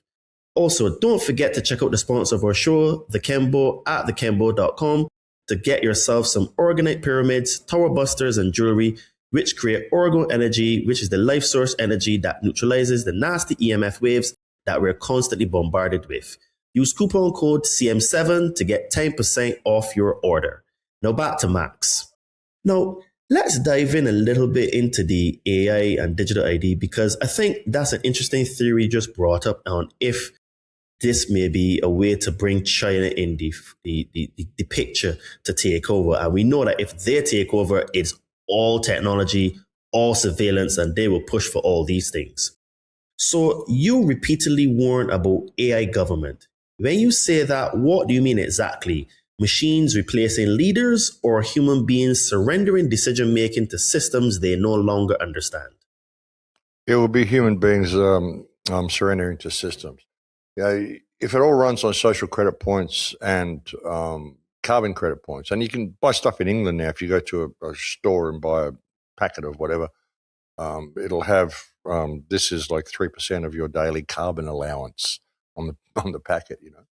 So they're putting this in people's minds already. So it'll be based on carbon allowance, carbon points, and social credit points. If you've been criticising the government, speaking about Israel too much, or whoever's going to control things after this. But if you're criticising the government too much, questioning the media too much, then you're spreading disinformation, which is socially damaging and may lead to death because people may do the wrong things. So you obviously go down on social credit points. And once you get below a certain level of carbon credit points, then you won't be able to buy steak or drive your car or anything like that. Once you get down below a certain level of social credit points, the AI will have already determined what your punishment should be, what your rehabilitation should be. And they will simply alert the police that you're at this level. There won't be any need for a court system. There won't be any need for judges or lawyers or anything like that. You won't even really need government except a figurehead, someone to get up there and give you pep talks like Donald Trump or whatever. They might have a little bit of a cabinet, the Ministry of War, the Ministry of this, the Ministry of that. But it's all illusion. It won't matter. It'll be AI that decides everything. And of course, because we've seen how corrupt the system is, we've seen they all eat children and all this stuff, the Epstein files, they released all this stuff for a reason. And they want you to see how corrupt the system is so that you'll think, well, it's just obviously so ridiculously corrupt, so evil, like from the ground up, that there's no way it can possibly be repaired. Obviously, politicians can never be trusted again. The only hope for humanity's survival at all is to introduce AI government, whereby everyone will be measured by their behavior, which they already do in China. So this is the way it's going to go. And the standard of living in China is very, very high. It's very far more advanced than most Western countries. But everybody is very well behaved because they know that if they don't be that way, then they will be penalised.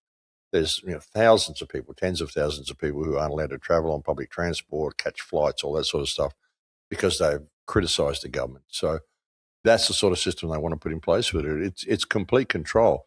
If you get below a certain level on social credit points, you'll find your electric car won't start because it'll all be biometrics.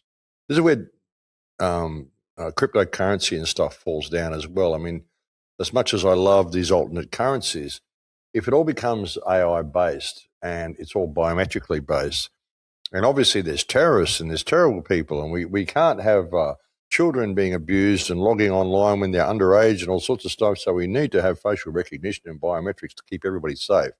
So you're going to need biometrics in order to even log onto your computer. If you are down on social credit points and your biometrics is blacklisted, then, because things will be retinal scans and biometrics and voice activated and stuff like that. If you've got an electric door lock on your home, you'll find your door lock won't work, your car won't start, your bank account won't work. None of this stuff will happen. If they say there's another pandemic and you're stuck in your 15-minute zone, if you try to drive your car past the geolocator in the area where you're allowed to be, the car will stop working. Your credit card won't work when you get outside your 15-minute zone and all this sort of stuff. So it's complete and utter total control of everything you do, everything you say. And that's what they're doing. And with the AI that they're bringing out now, I mean, it's getting pretty good. I mean, a lot of those AI videos that you've seen of Benjamin Netanyahu, who we were talking about before, they're pretty good. I mean, if you weren't really scrutinizing and looking, you think they were real. And you'll be able to get situations whereby people such as myself or yourself suddenly disappear, and yet we don't disappear because they have AI versions of us out there that our story slightly changes, and we start supporting what the government's doing because, wow, we got someone good in here now like Trump, you know. So it's a way of creating a completely fake reality and controlling and removing all dissent from the system at all, while keeping those influences in place to, again, mold the minds of the people. And I've said to people, if I start saying the wrong thing, you know I've been replaced, because that's a very real possibility now. I mean, AI has gone incredible leaps and bounds just in the last 12 months of the AI videos and stuff you can create. A lot of the stuff is extremely believable. A lot of the videos that came out on of the October 7th attack in 2023 of the Hamas body cam footage was all AI. But there's artifacts all through it that are very, very visible artifacts. So these are very visibly AI videos. And but now it's getting more and more difficult to tell these things apart. The few glitches in those Benjamin Netanyahu videos, which are really obvious glitches and make me wonder why they actually released those videos when it's so easy to prove that these are AI. You know, it would appear they want you to know that Benjamin Netanyahu's dead, which makes me question whether he is actually really dead or whether he just disappeared and threw Trump under the bus, and whether then they will now pretend to assassinate Donald Trump, and then he'll take off, and then they can say, well, we're sorry, and we'll capitulate, and then this whole Chinese AI system comes online. Israel's gone, America loses its place as the world superpower. That could be what's happening as well. Crazy times, man, really crazy times. Or it could just all turn to shit. You know, they could just close the straits down and all the food stops and there's a mass die-off. I mean, you just don't know. And then after the mass die-off, they'll bring out this whole smart grid, because it would be probably very much in their favor to kill off a few million people in the process. They could maybe kill off a couple of billion, get the world back down to 500 million the way they want, and then roll out their smart grid. Who knows? That could be the way they're going to play it as well. It's true. So the fake reality that you were talking about just now, it involves digital ID and CBDC, what you call the holy grail of human slavery. Why is digital identity, in your view, the final trap? Well, it's like everything I just said. Once they've got your biometrics there, then they can control everything you do. They can lock you out of the system by simply pushing a key on a keyboard. Or they can just name you as a person of interest. They can biometrically blacklist you from going online, which means they can blacklist you from access to everything. They're creating a digital barrier between you and your access to the abundance of the earth, whereby you need a digital driver's license, you need a digital ID to start your car, to go online. They removed all communications. Like, there's no phone boxes or stuff anywhere anymore. You've got to have a smartphone. You've got to be online to do anything. Be online to access your banking and all that sort of stuff. So that's why it's the holy grail. I mean, they can switch the CBDC. Even you go and work for someone, you go and work for someone for a week, and they give you a week's pay. Well, at the end of the month, that credits turns off. It's got a lifespan. They give you currency that has an expiry date, so you can't save. You can't save up for a trip or anything like that. If they see you're getting too much money in the bank, it's got an expiry date. You have to spend it, so you can't save up. So and like I said, once it's all biometric and you're online and everything's online, they can simply blacklist you and switch you off, and they've got you. And we're getting to the point now that not only can they get you, they can actually even replace you with someone else. So I could be sitting here having an interview and thinking I'm actually talking to Todd Cave, and I'm not. You know, so that's kind of freaky, man. That is the holy grail of digital slavery. It's absolutely the total control of everything it means to be human if you succumb to the digital ID. You know what you said is funny, scary, and true at the same time, because I joked with my sister and I said to her, if I were ever to be cloned, and we know they have the technology to do that, I said that obviously because the way I interact with her, she would know if it's really me or a clone. And that's because obviously she's my sister and she, you know, has raised up with me. But what you're saying is true, because they could literally take me out, take you out, put in the clone, put in some new software, and you'll be speaking completely different things. And this Well, is they what don't you even have. they don't even have to create the clone, brother. They just do it digitally. Yeah, this AI. It's You know? actually, that's true. It's Yeah. true. I mean, you've seen the stuff you can do now. You can you can go into those programs where you can map your face, and then you can map, Bill Clinton or whoever with you, and you can get a photograph of Bill Clinton, and you can sit there and start saying stuff. You can load Bill Clinton's voice into the app, so it'll be using his voice, and it'll be your words and your facial expressions. You can smile and lift your hands and shake your head and grin, and and it's all him doing. You've seen this. This has been Yeah, around yeah. for 3 or 4 years. Imagine what it's Yep. like now. So they just be able to get a Max Egan AI and just get anybody sitting there, just sitting there doing what I do, you know? Well, So- Max, so recently I have started to play around with AI just to be able to learn about it. And I'm using this platform called OpenArt. This platform is levels. So I can upload a picture of me or several pictures of me so that it has me from different angles and stuff. I can create digital avatars of myself. These stills, I can put into motion videos. I can actually change the background into what I want just with prompts. And I can actually get a realistic image of myself.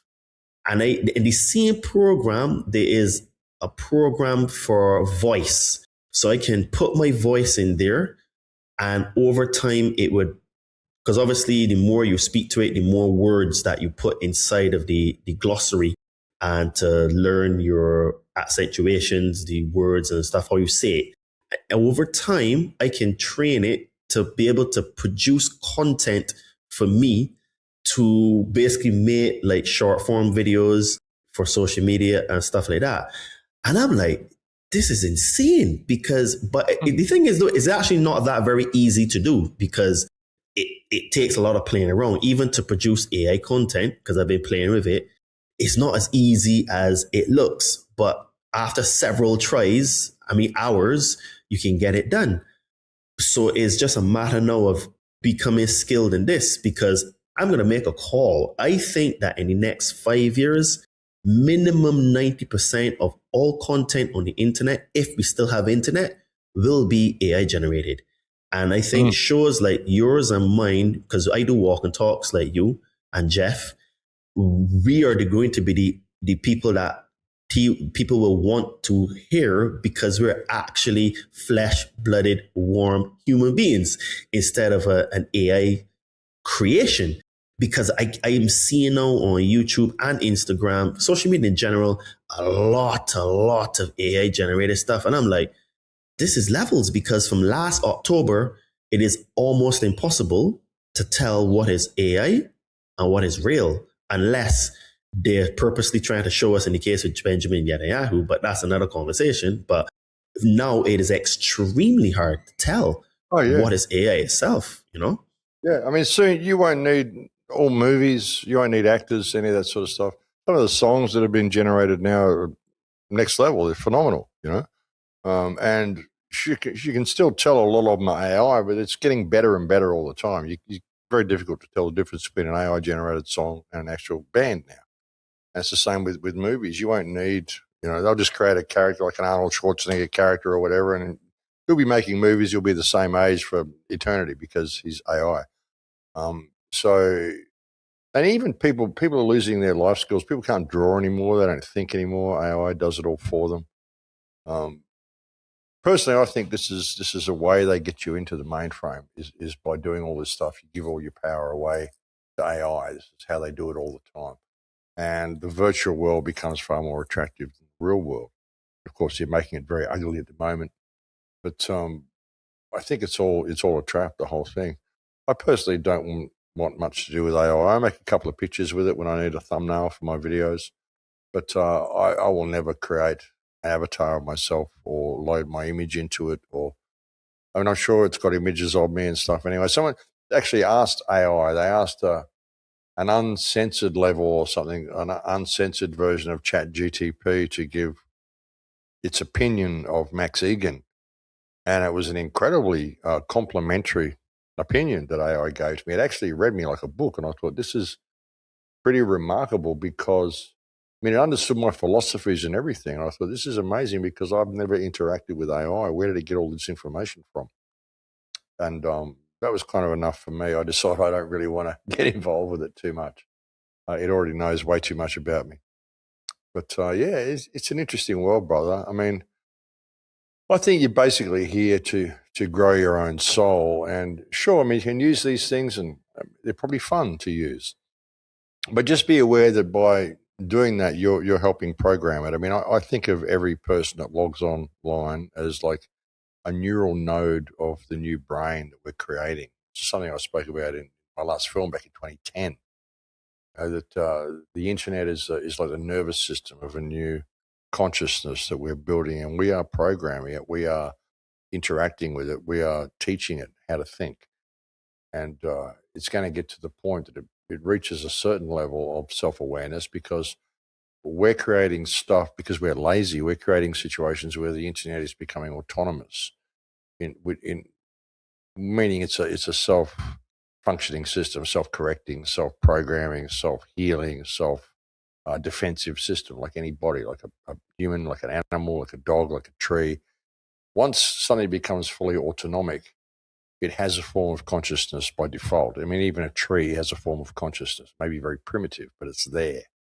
You know, they've done experiments with radios and stuff where they've set up musical instruments and trees have actually played them.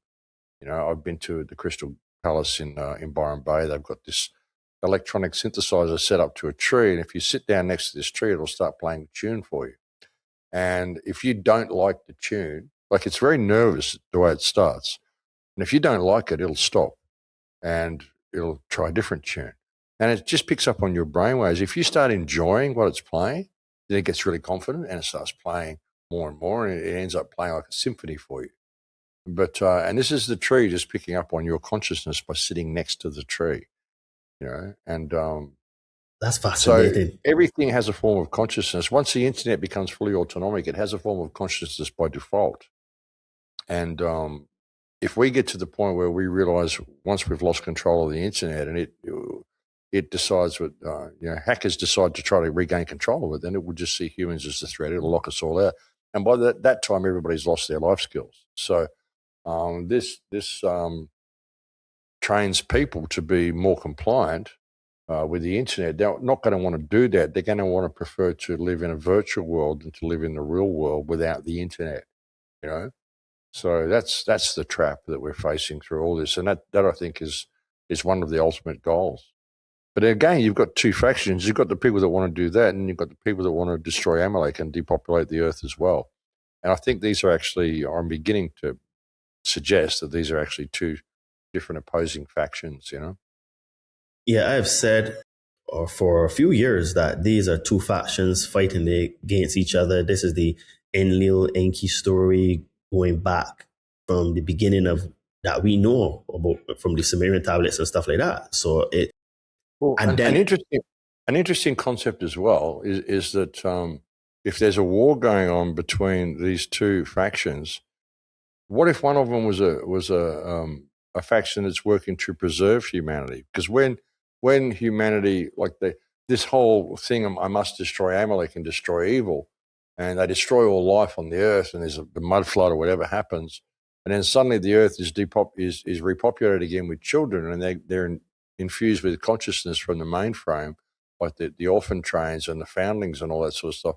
What if you've got, this is just something that's just come to me now, what if you've got this faction of this we must destroy Amalek, and then you've got this whole faction which controls AI, which is just, you missed out again, we've got a whole bunch of them preserved in the mainframe, we're going to repopulate the world again, you know? So maybe there's this type of battle going on as well. We're going to kill everybody, they've just repopulated, shit, we've got to kill them all again, you know? So we've got to build up our strength to get the strength to kill them all again. Who knows? Maybe we're just caught in this loop. Just something that occurred to me then. It's very fascinating, very interesting. So I'm curious, what do you think is more dangerous? Is it AI itself or the way governments and corporations will use it to remove accountability and hide behind automated decision making? Well, I think they're both intertwined. I mean, yeah, government will absolutely do that and use it to remove accountability for themselves. But It depends on how what the AI is programmed to do, or whether it is genuine artificial intelligence. And even artificial intelligence, I would think of it more AI as being autonomic intelligence. What we're creating is electronic virtual intelligent life. And it's interesting when you look at that electronic virtual intelligent life. What is evil? Evil is electronic virtual intelligent life. So that's an interesting way of looking at it. And the role of AI is to create a truly evil society where all of society is run by electronic virtual intelligent life. So, I mean, ultimately, the way governments want to use it is bad, but I think once it gets to a point where it becomes full virtual life and it becomes to a point where it's pretty much self-aware, which I think is a possibility, even if it's just electronic parts. I mean, I think it's still a possibility. I mean, our whole bodies are electrical.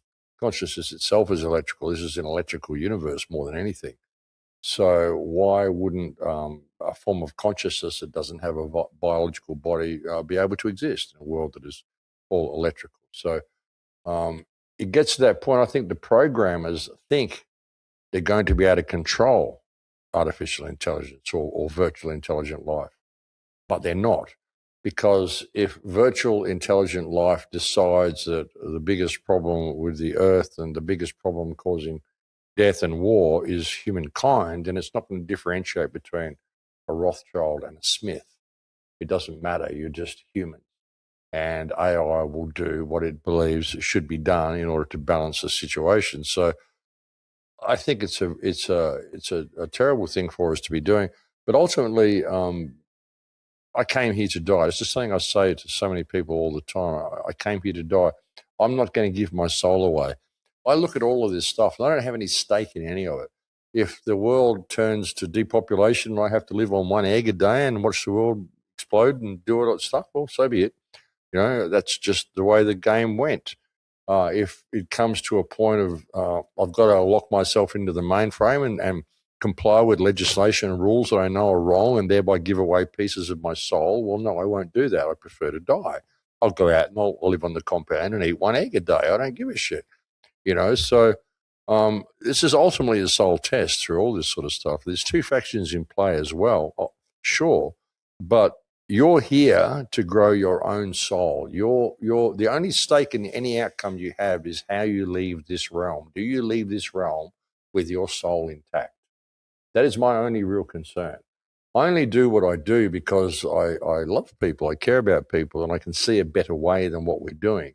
And I try to inspire people to be more of themselves so that after this climax that we are now in and this big collapse of everything that is about to occur, hopefully there will be a spark of sincere integrity and good consciousness that actually comes through the other side, that will have some inkling of memory of what we've just been through. You know, the more people who awaken to themselves, then the more hope we have of bringing that integrity through to the other side of this reset, this collapse. Because I can't see any way to avoid it. But it's going to depend on what it is. I mean, it could be both. Maybe you get half people going to the mainframe and half the people just get wiped out in whatever this cataclysm is, war, death, destruction, whatever. And then the cycle will repeat again. And who knows? I mean, maybe it's just that, brother. Yeah, totally. And the thing is that one of the aspects that people really miss about this entire thing is sovereignty, real sovereignty. So for you, what does real sovereignty look like beyond all of the straw man material and, you know, the system coming for us and all that kind of stuff? Well, it's everything I've just described, really. It's knowing who and what you are, your own expression in the mind of God. There's nobody that has any authority over me because I choose not to give it to them. If you are claiming you have authority over me, well, show me. Show me a contract bearing the wedding signature of God, which gave you possession of the vessel that I inhabit. You know, I spend my life trying to improve the world by my presence in it. I do everything I can to help people. I'm not going to comply with legislation which causes me to step outside my moral compass. And if you're claiming I must, well, again, who are you? How are you able to believe that you can perform an act of harm on me, which is what you're doing? That's the way I look at it. That's what true sovereignty is. for me, people go through all this stuff where they want to get their birth certificate, they get their certificate of live birth, and they send their birth certificate back to the Vatican and do all these things. And I'm of the approach that I don't have to do any of that sort of stuff. If I have to fill out any forms and tell you that I'm sovereign, then how sovereign am I to begin with? If you're claiming I'm not sovereign, show me proof of claim. Show me proof of that claim. Don't claim on the birth certificate or any of that sort of stuff. I can't possibly be a birth certificate. I can't possibly be a name. Are you Max Egan? No, I'm not. Of course I'm not. Max Egan is, you either make that sound with your mouth or you write that on a piece of paper. I'm neither a scribble on a piece of paper or a sound that you make with your mouth. Max Egan is a calling that I will answer to, but I'm not the name. So it doesn't matter about any of that birth certificate stuff. It doesn't matter about any contracts you believe I have with government, because contracts require full disclosure. There isn't any in any of it. So there's no contract we've ever made with the government that's valid. And if the government or anybody is claiming they have authority over you, show me how. Because you are just living flesh, the same as me, in Lakesh. I am another yourself. That's my whole approach to sovereignty. I am sovereign. If you're claiming I'm not, show me proof of claim. I don't need to go and fight the system. I don't know the stuff I know because I want to go and argue with lawyers or, prove myself in court. If I have to go into a court any time, I just go in there as me and I talk to the judge as the guy sitting at the desk. Obviously, there's been a problem. You've brought me in here, and obviously there's some form of confusion. They'll say, what's the, I've even gone into court and they've said, are you going to represent, we'll give you legal representation. I said, no, I'll go and speak for myself. They said, you're going to represent yourself? And I said, no, I don't represent myself. I am myself. I don't need to represent myself. What does that even mean? So, and they say, well, the judge's name is the Honourable Peter Harvey. You've got to call him Your Honour. And I say, I'll walk in there and say, hey, Peter, I'm here regarding that matter. And I'll talk to him as Peter. He's just a guy, same as me. Why do I have to call him Your Honour? What am I fucking honouring? And what is he sitting there in his black robe and all his freaking shit? What am I honouring here? He's just a guy. Obviously, there's been a mistake. You think that I've caused some harm to somebody. I haven't. There's no injured party here. I've committed no crime. What is the problem? I've stepped outside some corporate lines. Well, we can work that out. But I've gone that and I've had that approach in court. I've never been to jail. I've never been fined any major amount. Once I got caught with weed when I was 17 and I paid the fine then. But I've walked out of all the court cases. I mean, sovereignty is a state of mind. It's nothing you have to prove. They have to prove to you that you're not sovereign. That's my approach to the whole thing. And if you treat people like people, you're just a man that I'm talking to. I don't care about your suit. I don't care if you're in fancy dress. I don't care what your office is. I don't care about any of that stuff. I'm just talking to a guy, and obviously there's an issue, and let's sort it out. And then I'll leave, which is what I do. And that's my approach to the whole thing. I think one of the main issues we have is that because fear is one of the biggest tactics they use, and fear is what gets compliance. Because even if you just look back to 6 years ago when the pandemic started, it was all fear. And I always say all the time that this matrix is a guilt and fear-based matrix. And they use these terms that they will do this and do that to you and to inject fear. And fear is a very powerful energy because it causes humans to comply, acquiesce, and just literally hand over sovereignty, hand over their God-given rights, And I think that it is a really sad state of affairs. And, you were saying before that, one of the issues that we have soft men, and I totally agree, because if we had real men now that we had 150, 200 years ago, I do think that all of these things would not take place because the lowering of testosterone in men has been well documented that, that is why we have all these beta males now. We have people acquiescing, like when they shut down the schools and this and the next and the third, everyone just said, all right, well, we just sit down inside and eat poker pies and watch Netflix and all that kind of stuff. And it is almost like they're setting a fire to collapse the system, and we're just sitting inside watching it just burn down and saying, yeah, there are flames out there, but I'm just here contented to eat my poker pies and watch my Netflix and OnlyFans and all that kind of stuff. But outside is burning, but it's okay. because my brain is just like shut down. That's the mad phenomenon to me. Yeah, fluoride and all that sort of stuff, that's what it does, you know. And men aren't men anymore. It's crazy. And fear is a huge part of it. But I mean, fear, sure, you're going to get off a railroad track if a train's coming. Is that fear? Or I guess it is, but it's really common sense, isn't it? Fear of speaking out if you're in the country, the police might come and kill you. Yeah, that's a legitimate fear. And this is why I left Australia, because I knew I couldn't keep speaking out if I stayed in Australia. They would have killed me by now. But was that fear? Well, I don't know if it was fear, because I came here to die anyway. But I wasn't ready to leave. There's still a lot of stuff I want to say. So I figured, well, I'll hang around for a bit longer, you know. So I left Australia. But a lot of people in the situation when I left Australia, I had more fear of leaving Australia than I did of staying in Australia, because when I left, I went to an airport. It was the middle of the scamdemic. It was 8 o'clock at night. The airport was virtually black. There was like 2-3 people at the whole airport. I got to the gate. There were 7 other people there. We got on a plane, 400-seater plane. There were 8 people on it, flying off to another country. And I finally get to Mexico. I arrive in Acapulco. Jeff's not even here. And I can't speak Spanish. I got no address. I got no phone number. I got nothing. I just arrived at Acapulco airport going, well, here I am in Mexico. I don't know anybody. The guy that I do know is in Nicaragua at the moment. I just hope that there's someone here to pick me up. You know? And there was. But, you know, a lot of people would have been too scared to do that. You know, when a situation arises where you think you need to do something, well, you do it. Don't have the fear. Just do it. If I had any fear, I couldn't have gone out in Puerto Vallarta a couple of weeks ago and just been walking around with the video camera while there's a cartel attack happening, you know. So fear is the worst thing you can possibly do. Even with fear of what's coming. Like I said, if it works out that we're trapped and the whole energy grid goes down and I'm stuck offline and I've got to live on 1 egg a day and a bit of water from the creek, well, so be it. If it got to the point where I was arrested and thrown in jail and I got to just observe the world from there, well, I guess I'd be doing a lot of meditation. So be it, you know. I don't have any stake in any of this. You know, nothing that they can do to me will take my soul or any portion of my soul.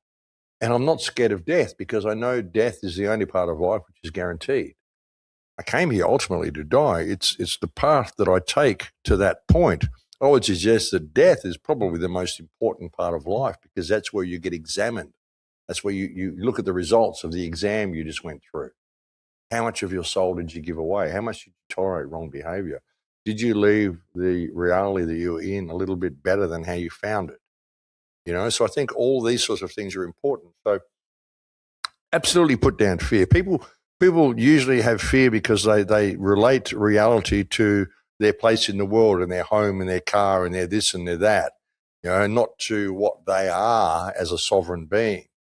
You know, it's what their measure of success has been in the society that they live in, and they're in fear of losing that, or in fear of getting hurt, or in fear of dying.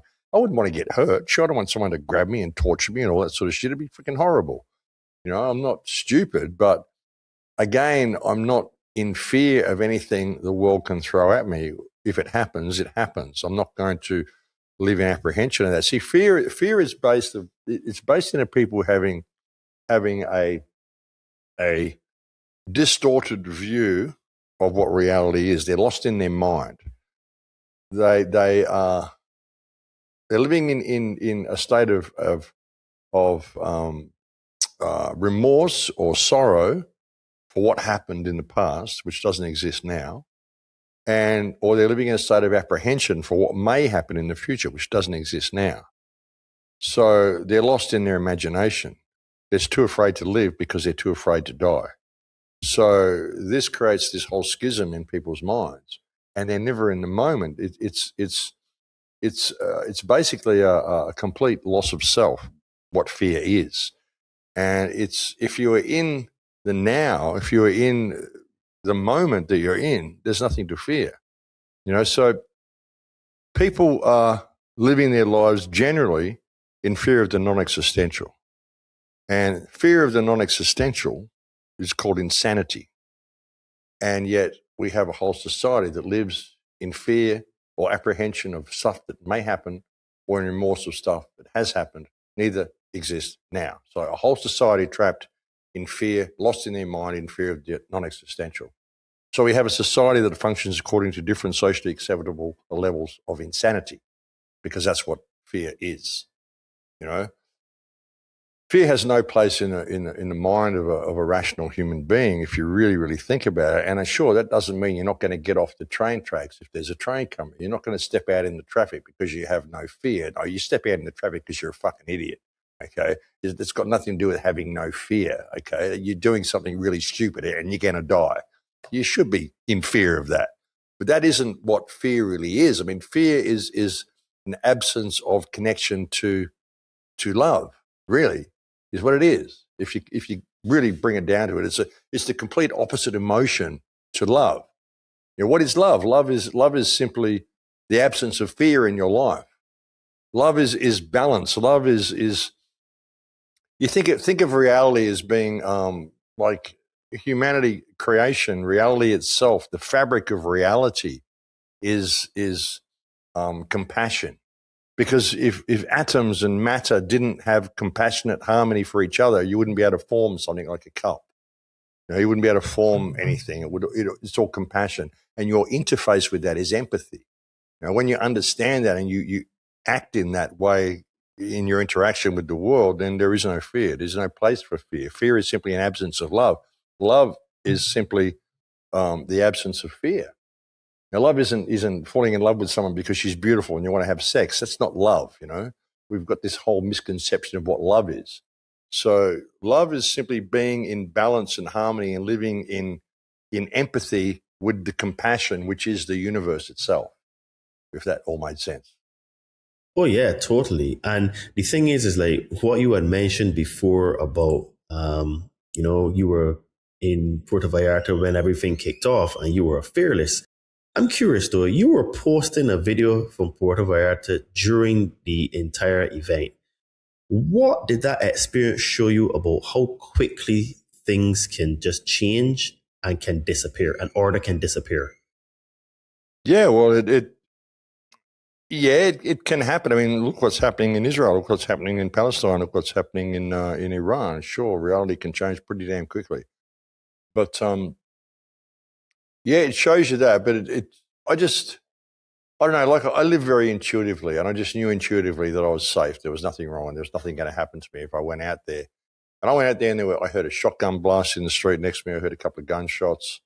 But I think they were just people firing into the air as well. And I think that's a lot of the reason they bomb the Oxos as well, is because you have cans of food and stuff exploding in the fires, and they sound like gunshots to the people inside. So I don't know. I mean, it changes very quickly, but it came back to normal very quickly as well. I don't think they really achieved the fear they wanted to achieve. They provided an excuse for America to be able to step in and heal Mexico for the Mexicans at a later date, if need be. Trump's said that he wants to go to Mexico. Trump's already said that he wants to go into Mexico. He wants to do Cuba when he finishes with Iran, and he wants to go to Mexico. He wants to annex Greenland as well, But I think a lot of the what's happening in Iran is backfiring on them. But again, this might be all done by design. It might be all done so that simply the Chinese system can take over. So I'm just interested to see how it's all going to unfold. But I can't remember where we were going with that. Sorry, I keep losing track. No, because I know. So I was just trying to see from your point of view, like, because you talk about a lot of different things, and like now the things that you're talking about are speeding up. So I wanted to understand, like, what was it like for you when you just saw like this is like an event, like boom, you're in it, Like, well, yeah, I mean, I just adapted straight away. I was prepared for pretty much any outcome. I had a lovely lady with me, so I was good.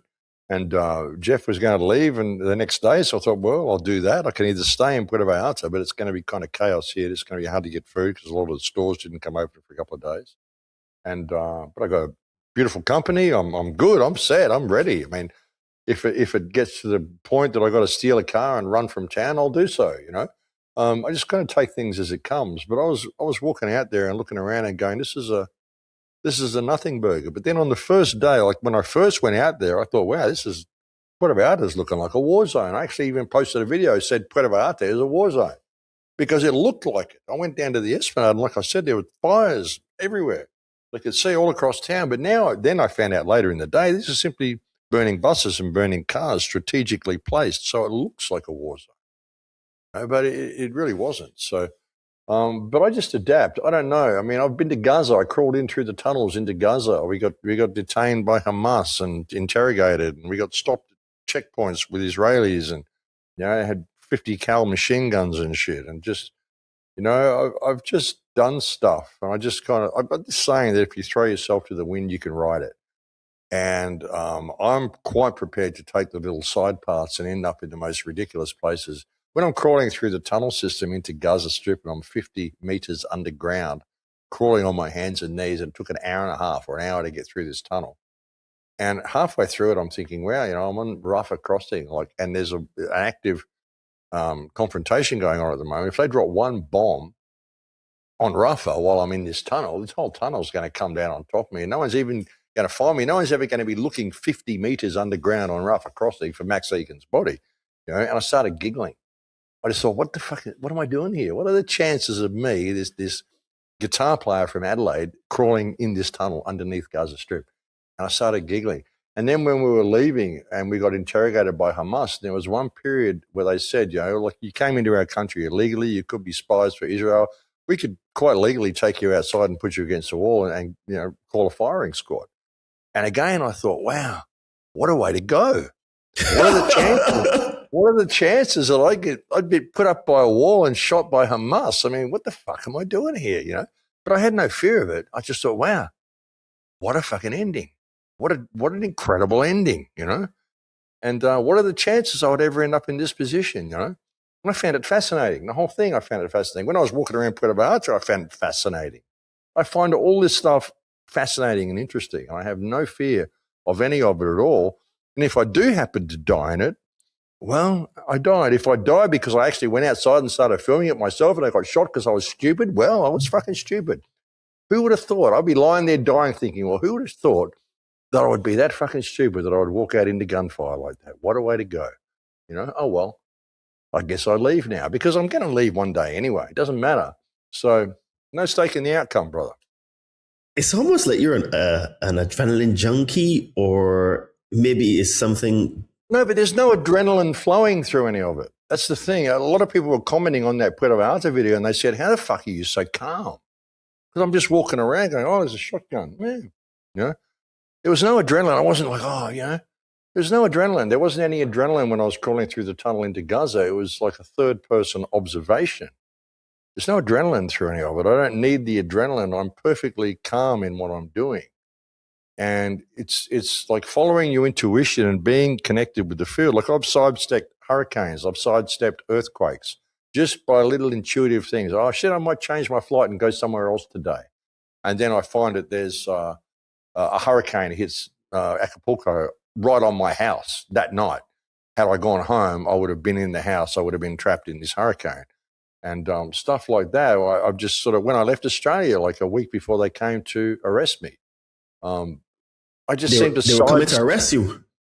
Well, I didn't know they were, but I just had these intuitive feelings that I needed to leave Australia. And so I left, and they were getting really strong. And I actually was going to buy a ticket and got right up to purchase and went, nah, and closed it. And then 2 weeks later, I'm getting these pullings, and you got to leave, you got to leave. And I went, oh, shit, really?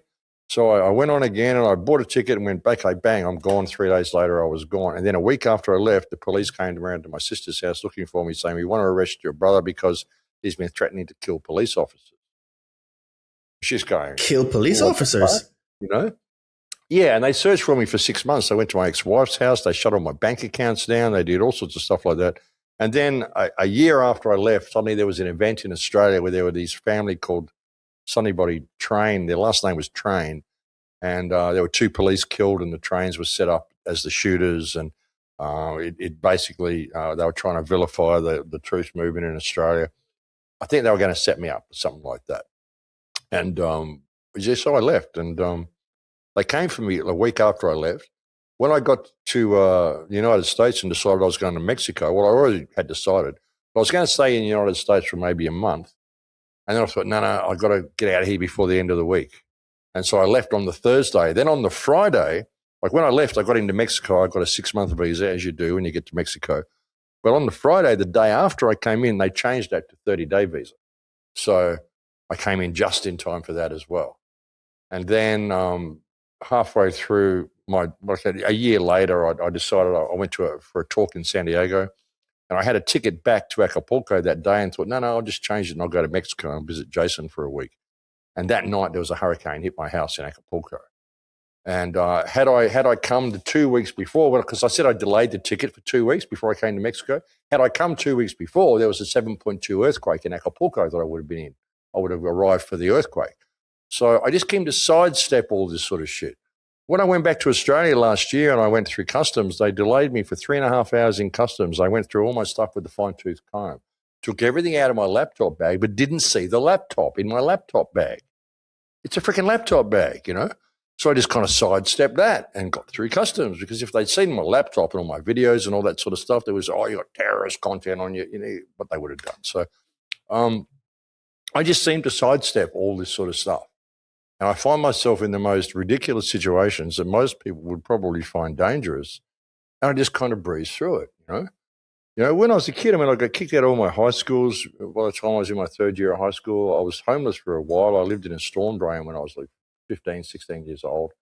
So, I've just done a lot of crazy stuff. And I've been on the road in bands for years, and I've just done crazy shit my whole life. And it's just been the way my life is. So I don't even raise a sweat, or my pulse doesn't even go up. There's no adrenaline flowing in any of those sort of situations. There was no adrenaline when I was walking around Puerto Vallarta. I'm just walking around observing, going, well, this is interesting. Look at all this shit. This wasn't here yesterday, you know? So, yeah, it's just the way I am, brother. You know, you basically touched some memories there for me, because I actually was in both of those events in Acapulco. I was in the 7.1 or 7.2 earthquake in 2023. And that was a very interesting experience for me, because I was on the 10th floor, and I wasn't afraid, but I was more like, what is this? Because at that time I had felt maybe about 50 or 60 tremors in all my time there. And when it started, it was insane. And I saw my entire building literally shake. Boom, boom, boom. And then I saw my air conditioning unit, which was on my right side, just popped, just flung down and just started to swing. And I was like, okay.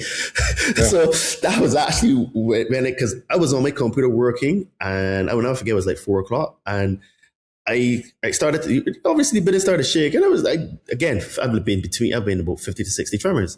But this one, after like 15 seconds, it was like, then I stopped, and then it started to really build.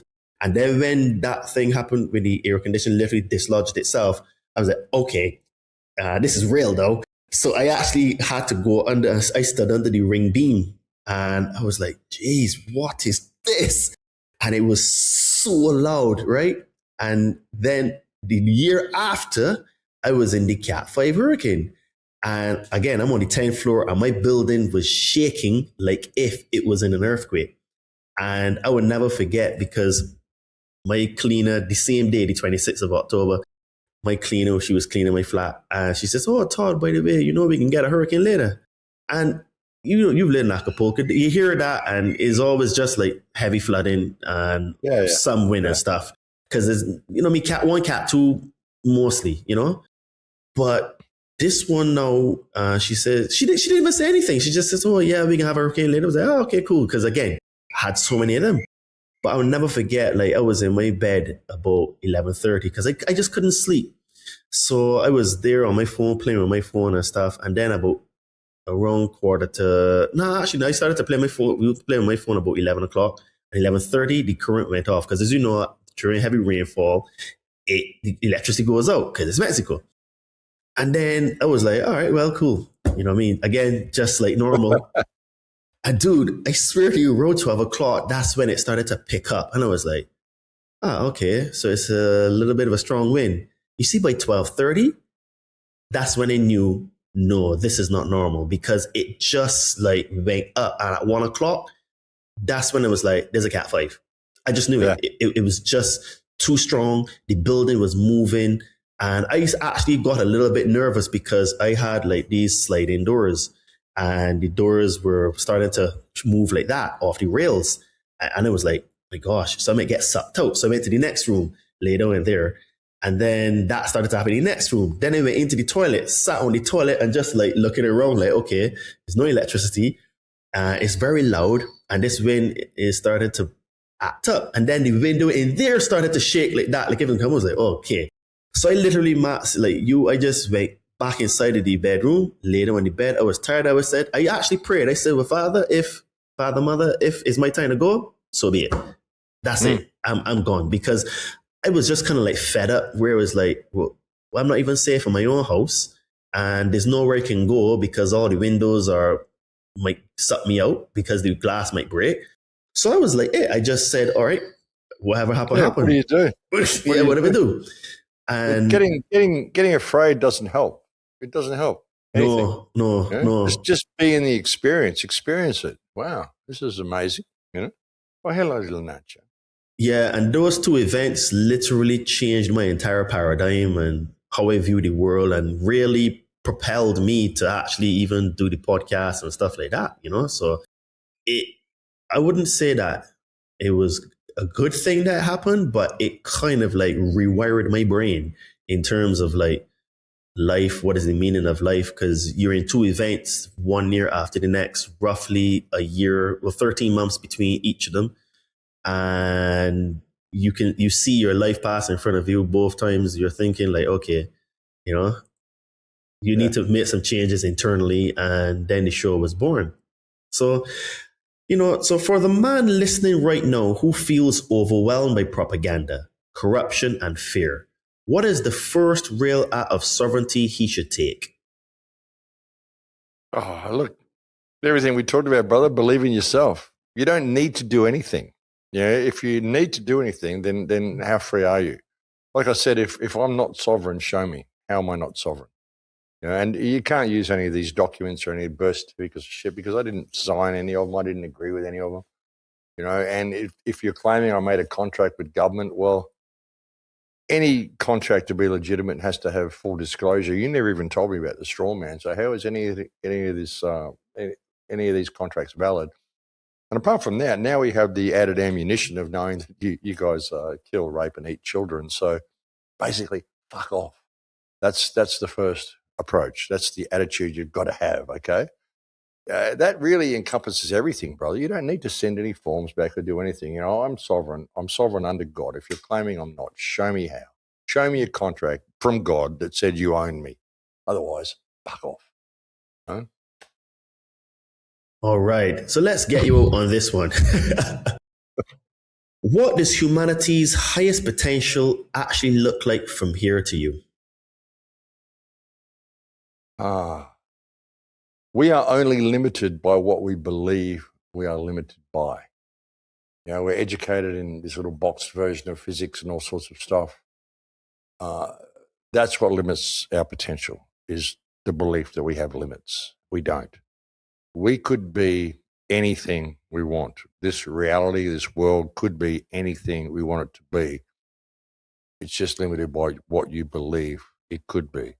And when you understand that it's a collective consciousness, and you've got 6 billion people who believe this is the way the world is, well, that's kind of what you're up against.